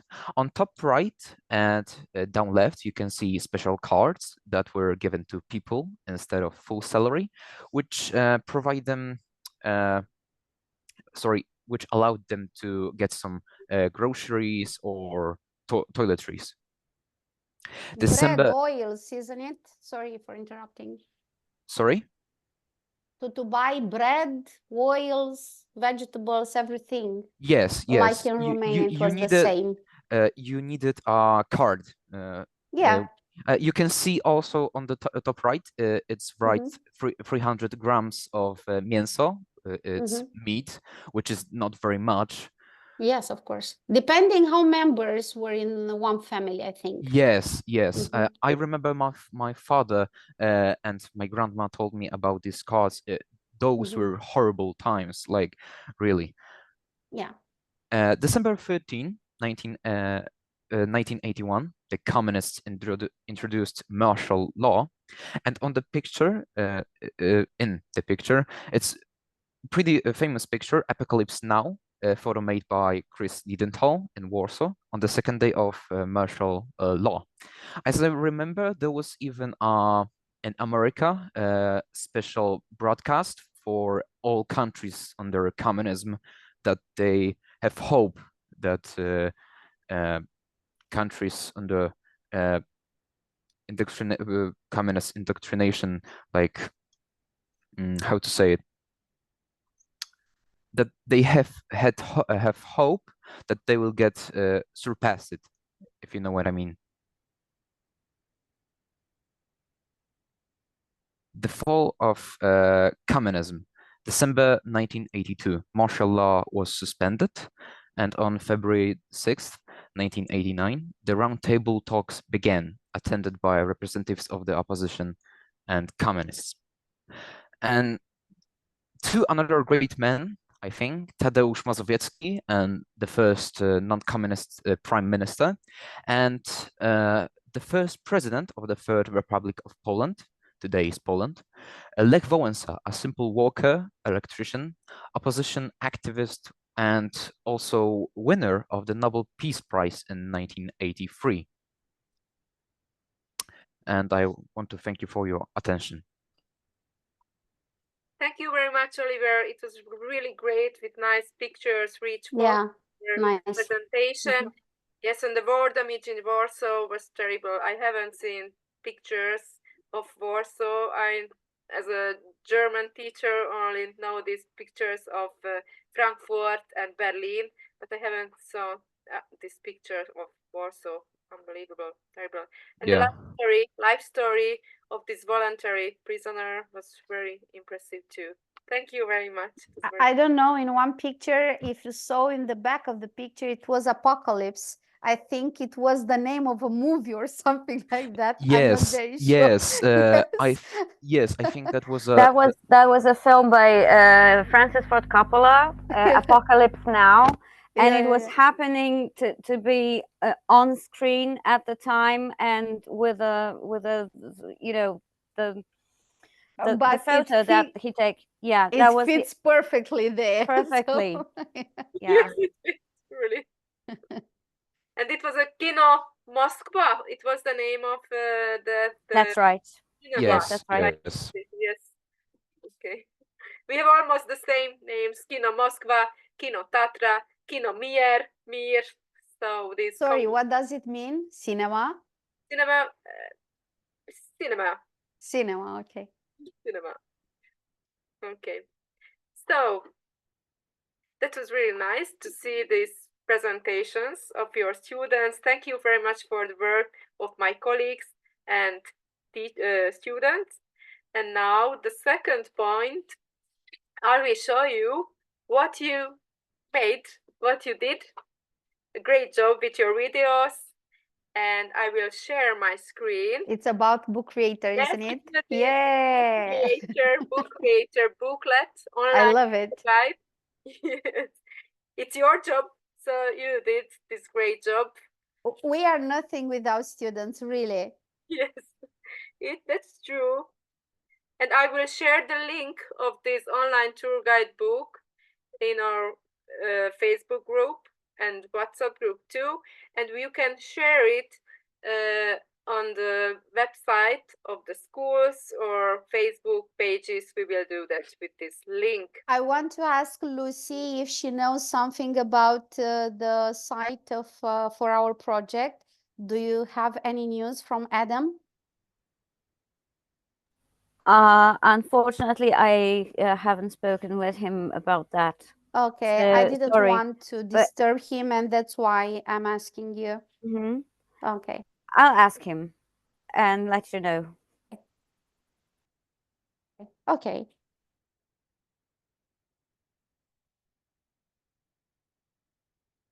So, this is our book.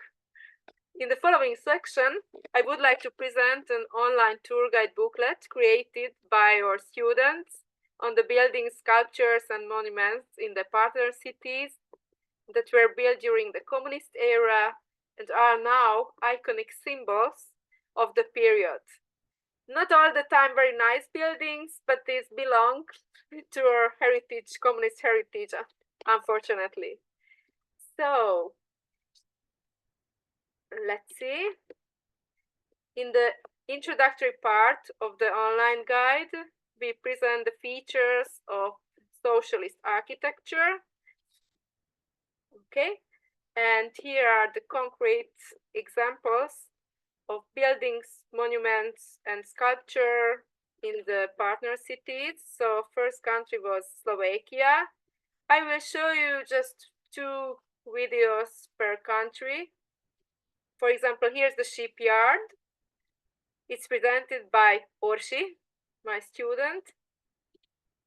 During the years of socialism, the city underwent rapid development, and the largest shipyard in Czechoslovakia was established here on the site of the old shipyard. The foundation stone was laid in 1947, and the shipyard took the name of communist politician Gábor Steiner. It was built at a cost of 150 million crowns, and production continued at an astonishing pace, with the Soviet Union being the biggest customer. The Russians both brought their own designs and engineers. Okay. And there is a huge fortress in Komárno. It was built in medieval times, but during communism, it was there was a headquarters of the Soviet army. So just listen to it. About 5,000 Soviet soldiers were stationed here, and a large amount of ammunition was stored in case the NATO countries attacked the Eastern Bloc countries. The Soviets had no regards for the historical value of the castle buildings. They painted the walls red, demolished and built for their own needs. For example, they built concrete cabbage pickling vats in the old castle, filled up rooms with rubbish, and then walled them up. The last Soviet soldier has left Czechoslovakia on the 21st of June, 1991. That's it. That's it. You will see this fortress when you will come to Slovakia. It's a huge building. So, and there are lots of pictures. These very typical housing estates were built during communism.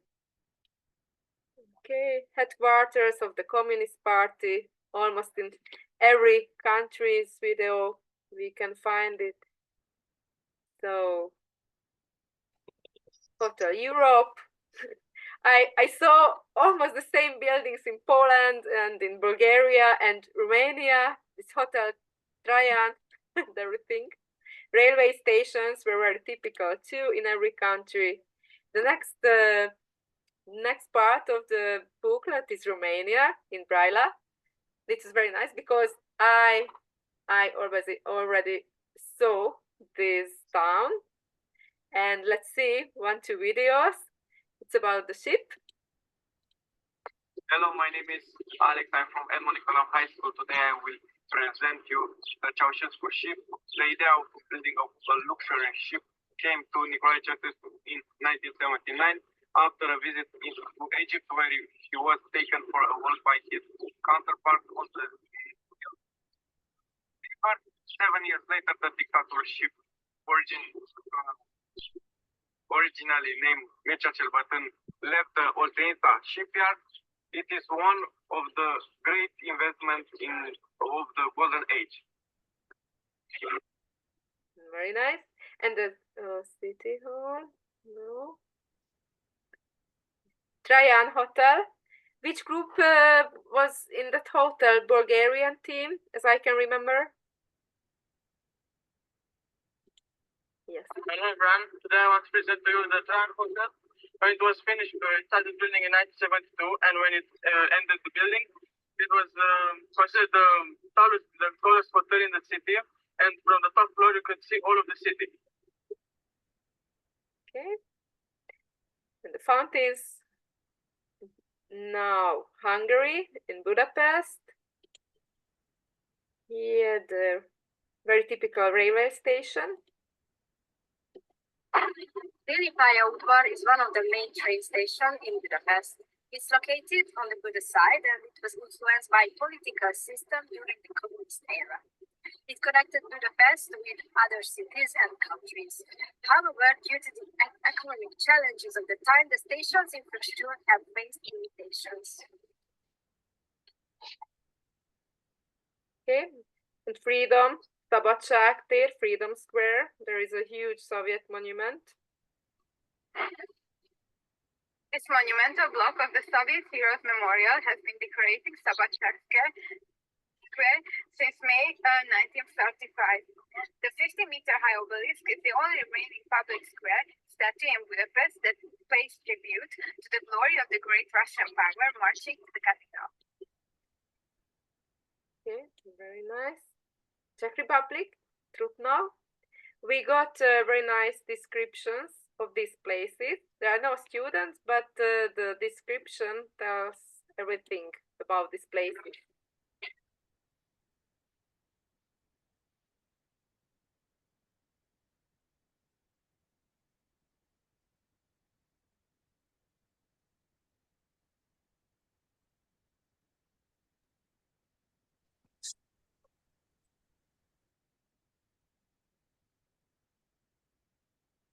So it was the bus station.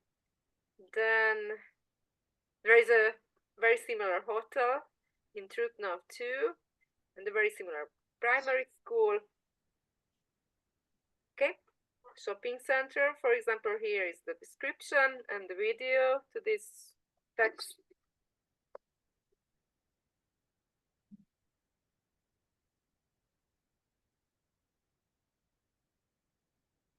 Okay, and you can see these buildings in the past and nowadays. Next one is Bulgaria. So there are no students, but I can listen to Victor's voice, as I can remember. So nice to listen to it. For example, about Party House in Sofia. The Party House in Sofia is the main building, the headquarters of the Central Committee of the Bulgarian Communist Party, BKP. during the period of the People's Republic of Bulgaria. The party house was constructed according to a design by a team led by architects. The construction took 6 years and was completed in 1954. The building covers approximately 40,000 square meters of built-up area. It is designed in a neoclassical style with a distinctly triumphal and monumental character, signifying and glorifying the role of the BKP in the governance of the country. The external grandeur and representativeness are achieved through strictly symmetrical facades and large Corinthian order forms. In the summer of 1990, the party house at Bucum, the square around it became a center for civil protests, including the 10 Camps, City of Truth, and the Initiative for Civil Disobedience movement. Okay, and you added subtitles to the videos. It's very nice to understand. And the best in Sofia, I found. The National Children's Park of Peace, also known as the BEPS. In 1979, thanks to Georgi Kovasedias, Bulgaria hosted the International Children's Assembly with the title Banner of Peace under UNESCO's patronage. The assembly brought together children from 79 countries, each leaving a lasting symbol, a bell. This bell displayed around the central monument represented the harmony and unity the assembly grew. Over the years, the number of bells has grown to around 100. You can see bells from very interesting countries, such as Japan, Mexico, many African nations, and even North Korea.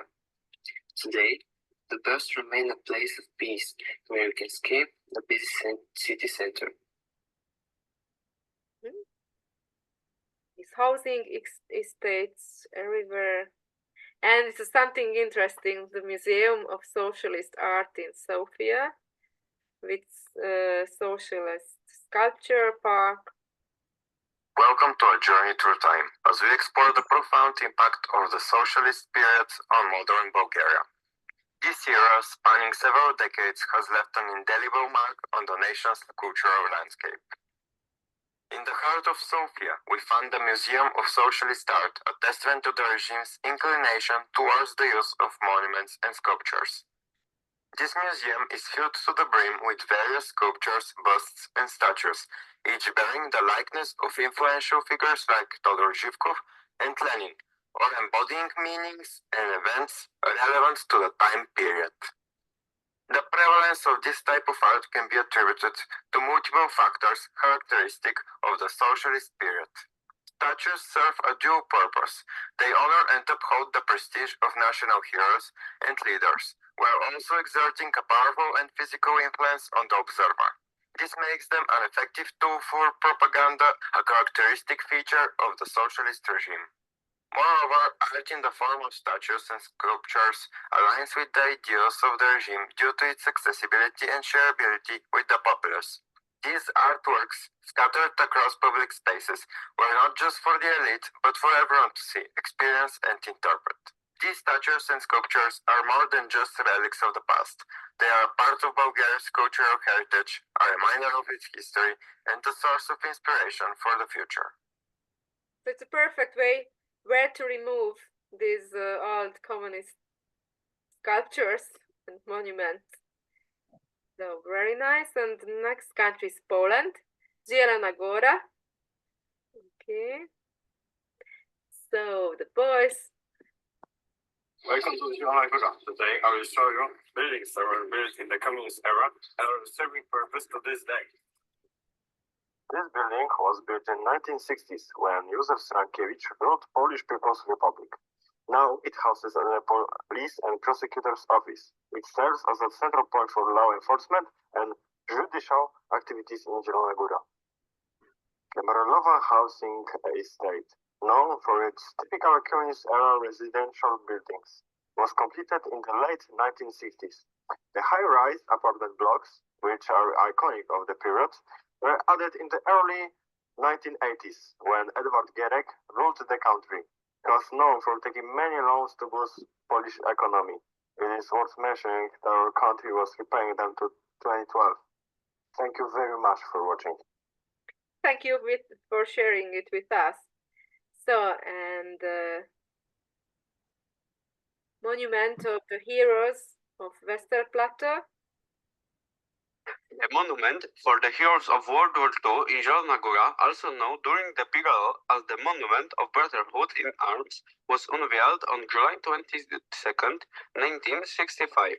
It was designed by the artist from Poznań, Anna Szymańska. This monument replaced the earlier monument of gratitude to the Soviet soldiers, where it was an obelisk topped with a Soviet star and guarded by figures of soldiers. In the 1990, its name was changed to the Monument to the Heroes of World War II, and elements associated with the Red Army were removed. Okay, I can't wait to see these monuments in Zielonagóra. 1 week, in 2 weeks? No, less than 2 weeks. Okay. 1 week, I think. One week. Next Sunday, not this Sunday, but next week on Sunday. So I'm so happy about it. And I want to say you that all my students who filmed for Book Creator will be in Zielonagóra. oh, nice. It will be nice 4 of them, yes. meet them. Okay, thank you. So And my colleagues are very exciting to come. And I'm very exciting for them, and I hope everything will be all right. I'm sure. Okay, so thank you very much for watching this booklet, and I'm very proud of you, of us. We made this booklet together. So Thank you, Timea. you're welcome. And the next point, the last section, will be the oral history section, the third one. So, are my students here? Orsi and Jofi? Yes, Oh, I'm nice, here. of course. So, okay.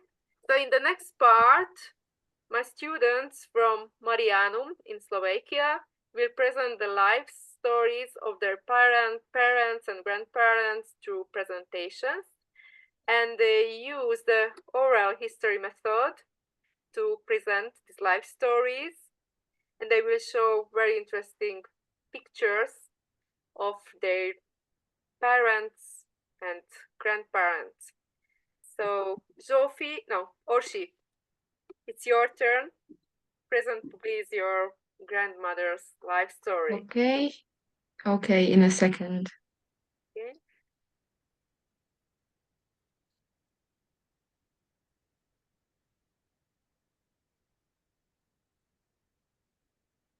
Can you see it? Yes, we can. Could you present it Okay. in screen mode? Could you try? Of course. Okay.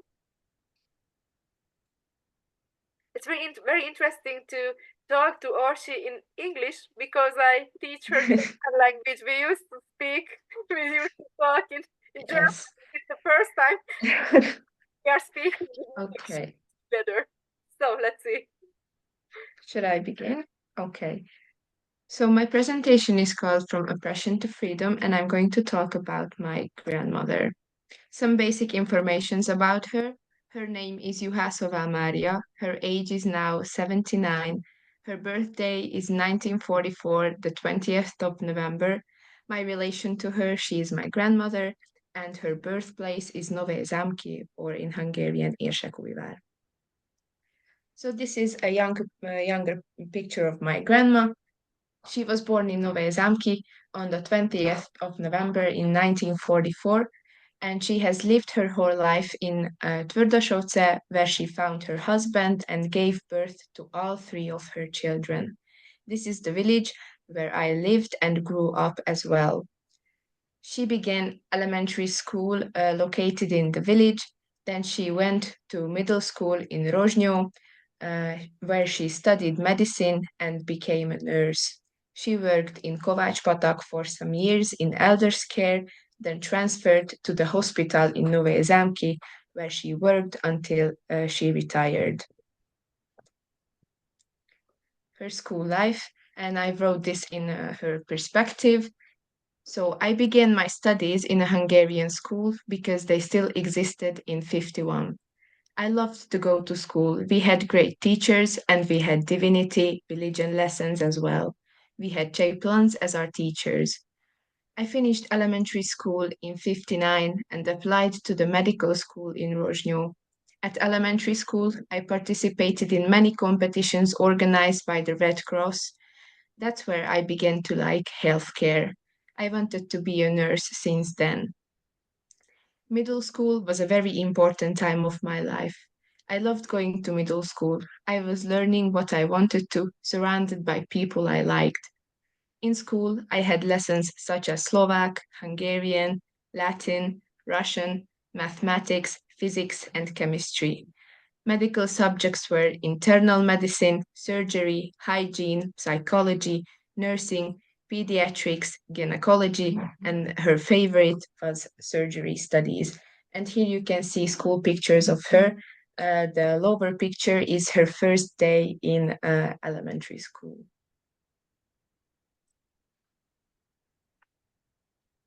So these are pictures from her from the time where she was going to middle school. And we lived in a boarding school and only came home twice a year. We were only girls. The building that we lived in belonged to nuns before, but they were taken by the communists. Every room housed 13 people. We cleaned and slept on bunk beds.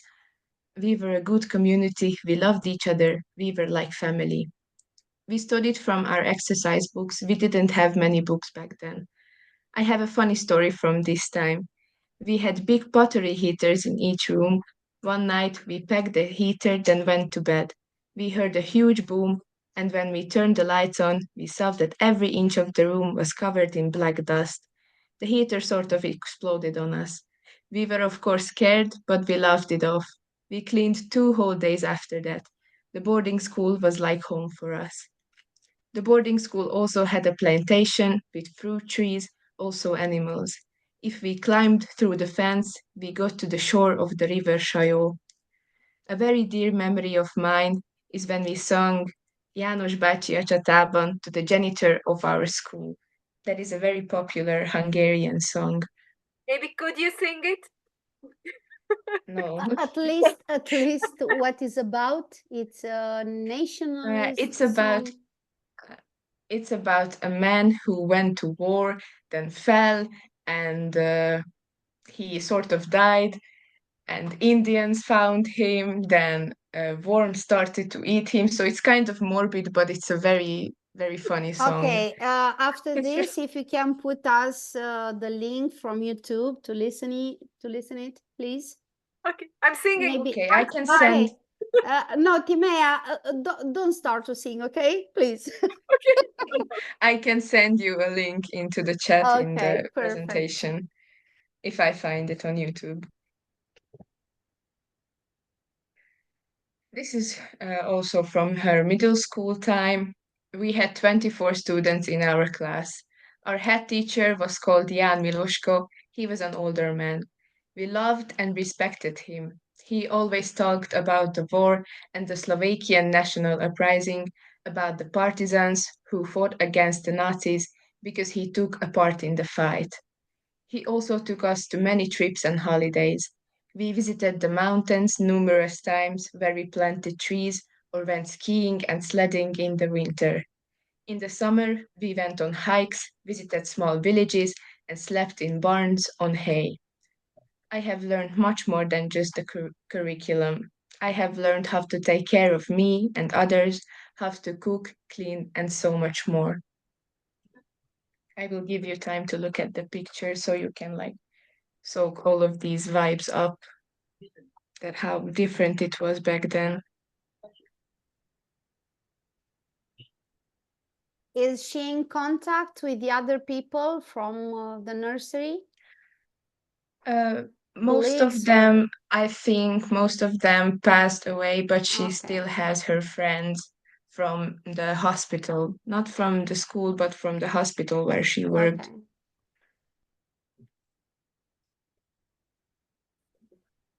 Okay. We were all Catholic faithful girls. Our biggest sadness was walking past the church neighboring our school. We couldn't even look at it and couldn't go inside.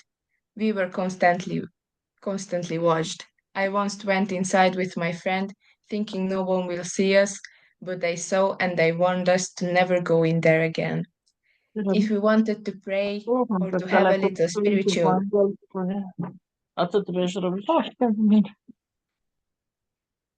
już mi się nie chce słuchać, jak Sylwia, wyłącz się. Sylwia, słyszymy cię. Sorry. Okay. No problem. If we wanted to pray or to have a little spiritual recharge, we would go to the cemetery and pray there next to the cross. And this is a picture of my grandmother before her first communion. She was around 10 years old.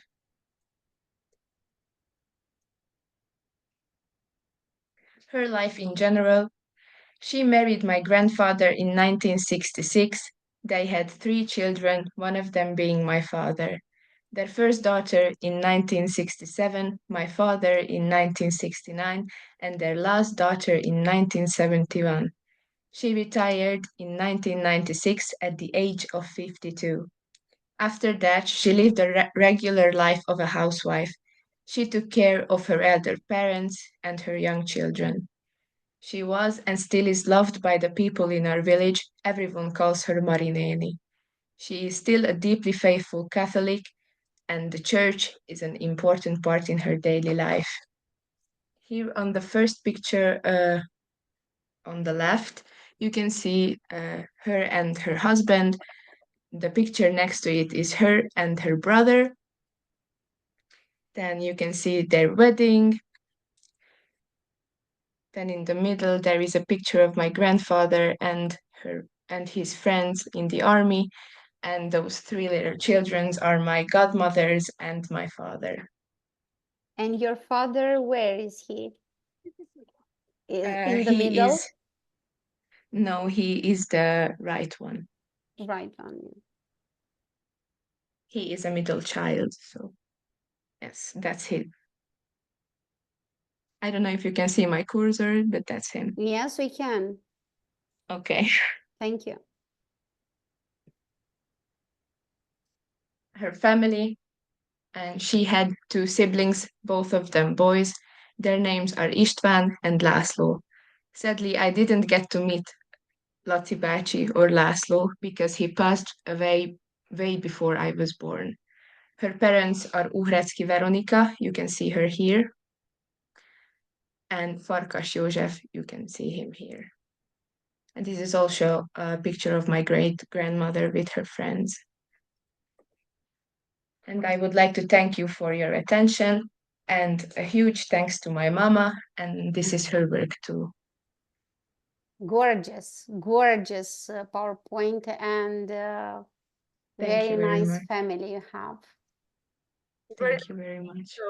Yes, and believe me, you will always remember those moments you spent with your grandma, and you will always have her personality in your mind. Very nice. One question for the student. It's Sarah, isn't it? Am I right? Sarah? Orsi. Orsi. I saw Sarah. Orsi, yes. Okay. So do you have a Sarah strong is my second relationship? name. Do you have a strong relationship with your grandma? Yes. Yeah. I have a very strong relationship with her. Does she We live with you basically or separately? no, but we live in my village where we live in a family house. We live basically next to each other, so I see her every day when I'm at home on very weekends. close.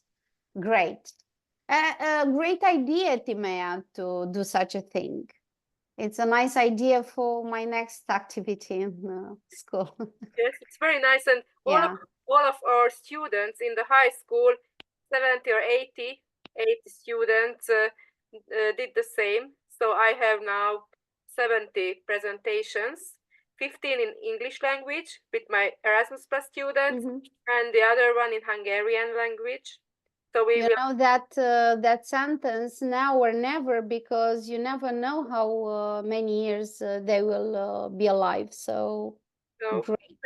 Exactly. And the next one will be Zsófi, and Zsófi's presentation is about the life of her father, and the father is just couple of years older than me. So it will be a parent generation. So let's see. Thank you. I And try to share my screen. Can you see it? yes, we can. Okay, and in a full screen mode, if it's okay. possible. Thank you, Rofi. Okay, so life under communism in Slovakia, and my dad's name is Ladislav Polak. So my father was born on the 19th of November in 1965. His mother, Katarina Poláková, was a waitress, and his father, Ladislav Polak, was a chef. And until 1966, they lived in Kikelet, which is near to Kolárovo, which is my birth city. And after 1966, Kikelet was a flood plain, which meant that they couldn't live in their house anymore. So my dad, who was 1 year old, had to move to Kolárovo with his family. After they moved to Kolárovo, they lived in wooden houses. A lot of people had to move to Kolárovo, so the city couldn't offer them real houses. And after 1 year... Sorry, can you change the slide, please? To see the picture, because it's the first one. Maybe the full screen mode. Now you can see it. Yes, it's the problem. We already had a rehearsal yesterday, and it was too slowly with full screen mode in Jofi's laptop. So maybe you should present not in a full screen mode. Yeah, okay. So after they moved to Kolárovo, they lived in wooden houses, and a lot of people had to move to Kolárovo, so the city couldn't offer them real houses. And after 1 year, they could occupy their flat in the city. So here you can see a photo about my grandpa and my grandma. We had a big tragedy in the family. So when my father was 1 year old, his dad suddenly died in a very tragic accident. And when he was 3 years old, his mom remarried, and she gave birth to 2 more boys. And when my dad was 3 years old, he started kindergarten. He went to Slovak kindergarten, but his mother tongue was the Hungarian language. Here you can see some pictures about my dad and my dad's family. Here is his grandma, and here you can see his grandpa, grandma, and aunt, and his cousin. And here you can see my dad and his friends. So my dad started school when he was 6 years old, and he went to elementary school to Jána Mosakomenského základná škola. It was a Slovak school in Kolárovo. They usually spoke the Hungarian language between themselves in the school too, but it wasn't allowed. So his favorite subject was math, and they visited school during the week, but sometimes on Saturdays they had to substitute their missed lessons. They usually got punishments when they broke some rules. My dad didn't go on trips because his parents couldn't afford it, but he really loved his classmates, and he also had good teachers. And after school, he used to visit after-school clubs. One of his favorites was the designer club, where they designed and built mock-ups, and he played also the clarinet in his free time, and he also played football. He used to spend a lot of time on the playground with his friends, and here they played football, and during the winter they sometimes built a hockey field. Of course, he was a little sparkle and a pioneer too.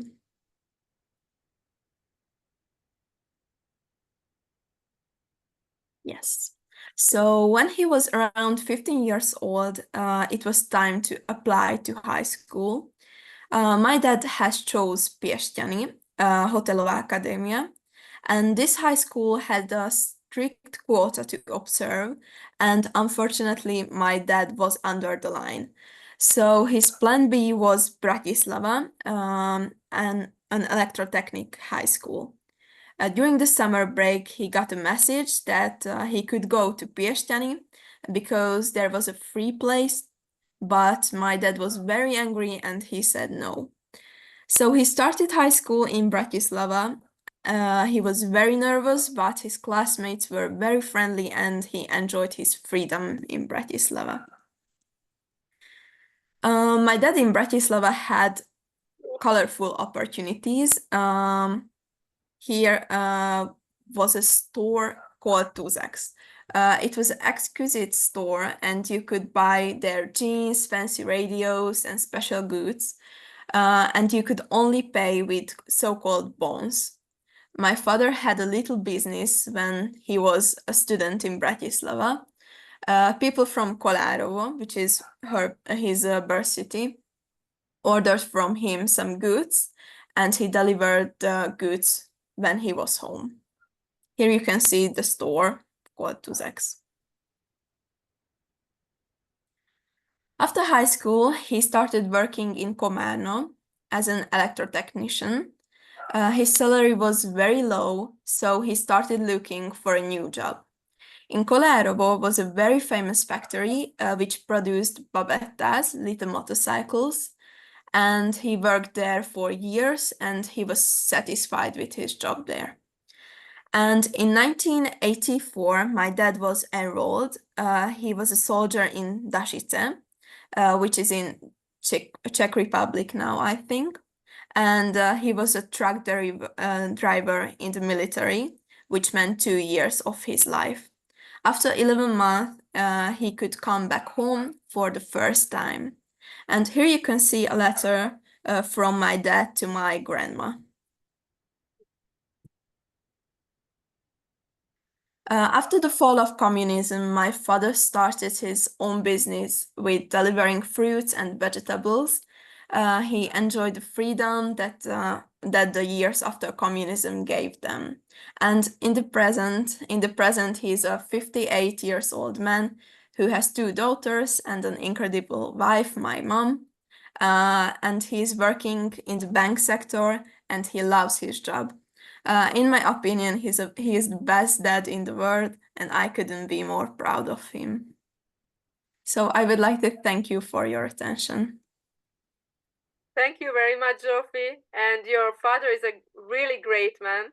I know him, of course, and you resemble him very much, really. And Zsófi's other sister is one of my colleagues in my other school, and she's an amazing teacher. And thank you very much, Zsófi, for sharing it with us. A nice example in life, isn't it? What a life. Yes. So, cool. That was the 3rd point of our conference, the last point. So I just have to say huge thanks to all of you. And I think the next conference... Of course. You are expecting from us, isn't it? Only good words for you. Very hardworking woman. Perfect. Thank you very much, but I'm really proud of you that we are here together and we know each other and our cultures and our history. And our history is like patchwork. Do you know how good I feel? I feel very good right now because somebody else did all the work and I was just invited, so it's perfect. Nice. So, and I'm very thanks, and I'm very happy that I will see some of you in Poland. So we can't wait, Lucy and Polish students, to be there. Okay. Do you have some students here? Who will come to Poland? Yeah. All of my students gave a presentation. So how many? 4 or 6? 4. I will take 6 students, but 4 of them were presenters now. So okay. So you will come with 6 students in Poland. Cool. So it's a present for the presentations to come. Yeah. Cool. Okay. Hello, Erika. It's nice to see you. How is Bertie?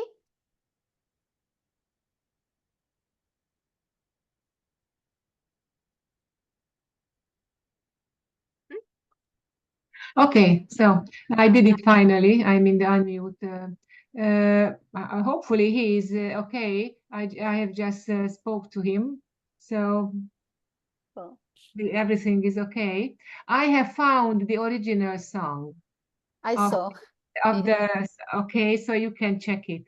One of Tima's girls said that it's the text is in Hungarian funnier than the original. We just want to hear the melody because Probably anyway we you cannot know it. understand the You know lyrics. it. I'm sure you know it.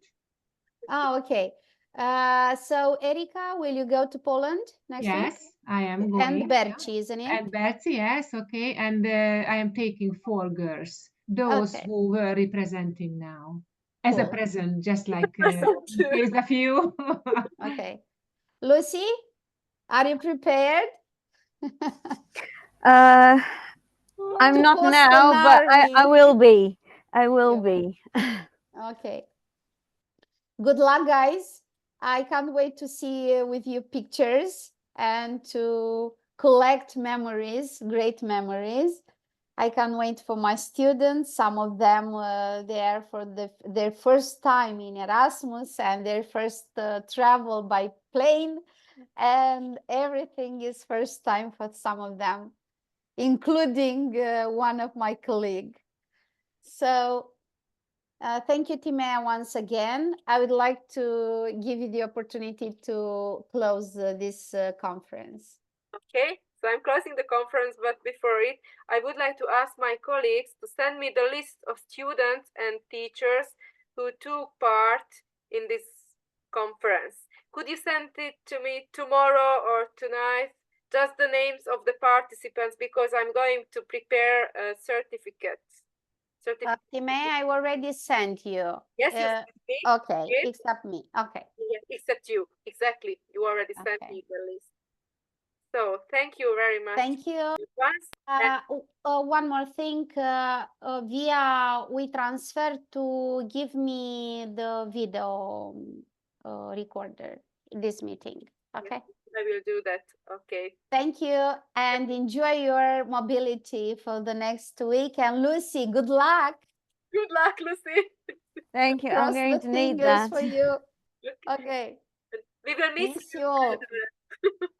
Everything will be perfect. Good Yes. night, guys. I hope Bye so. bye. Good night. Bye. Bye. Bye. I'm closing the conference now. Bye. Bye. Have a nice evening. Bye.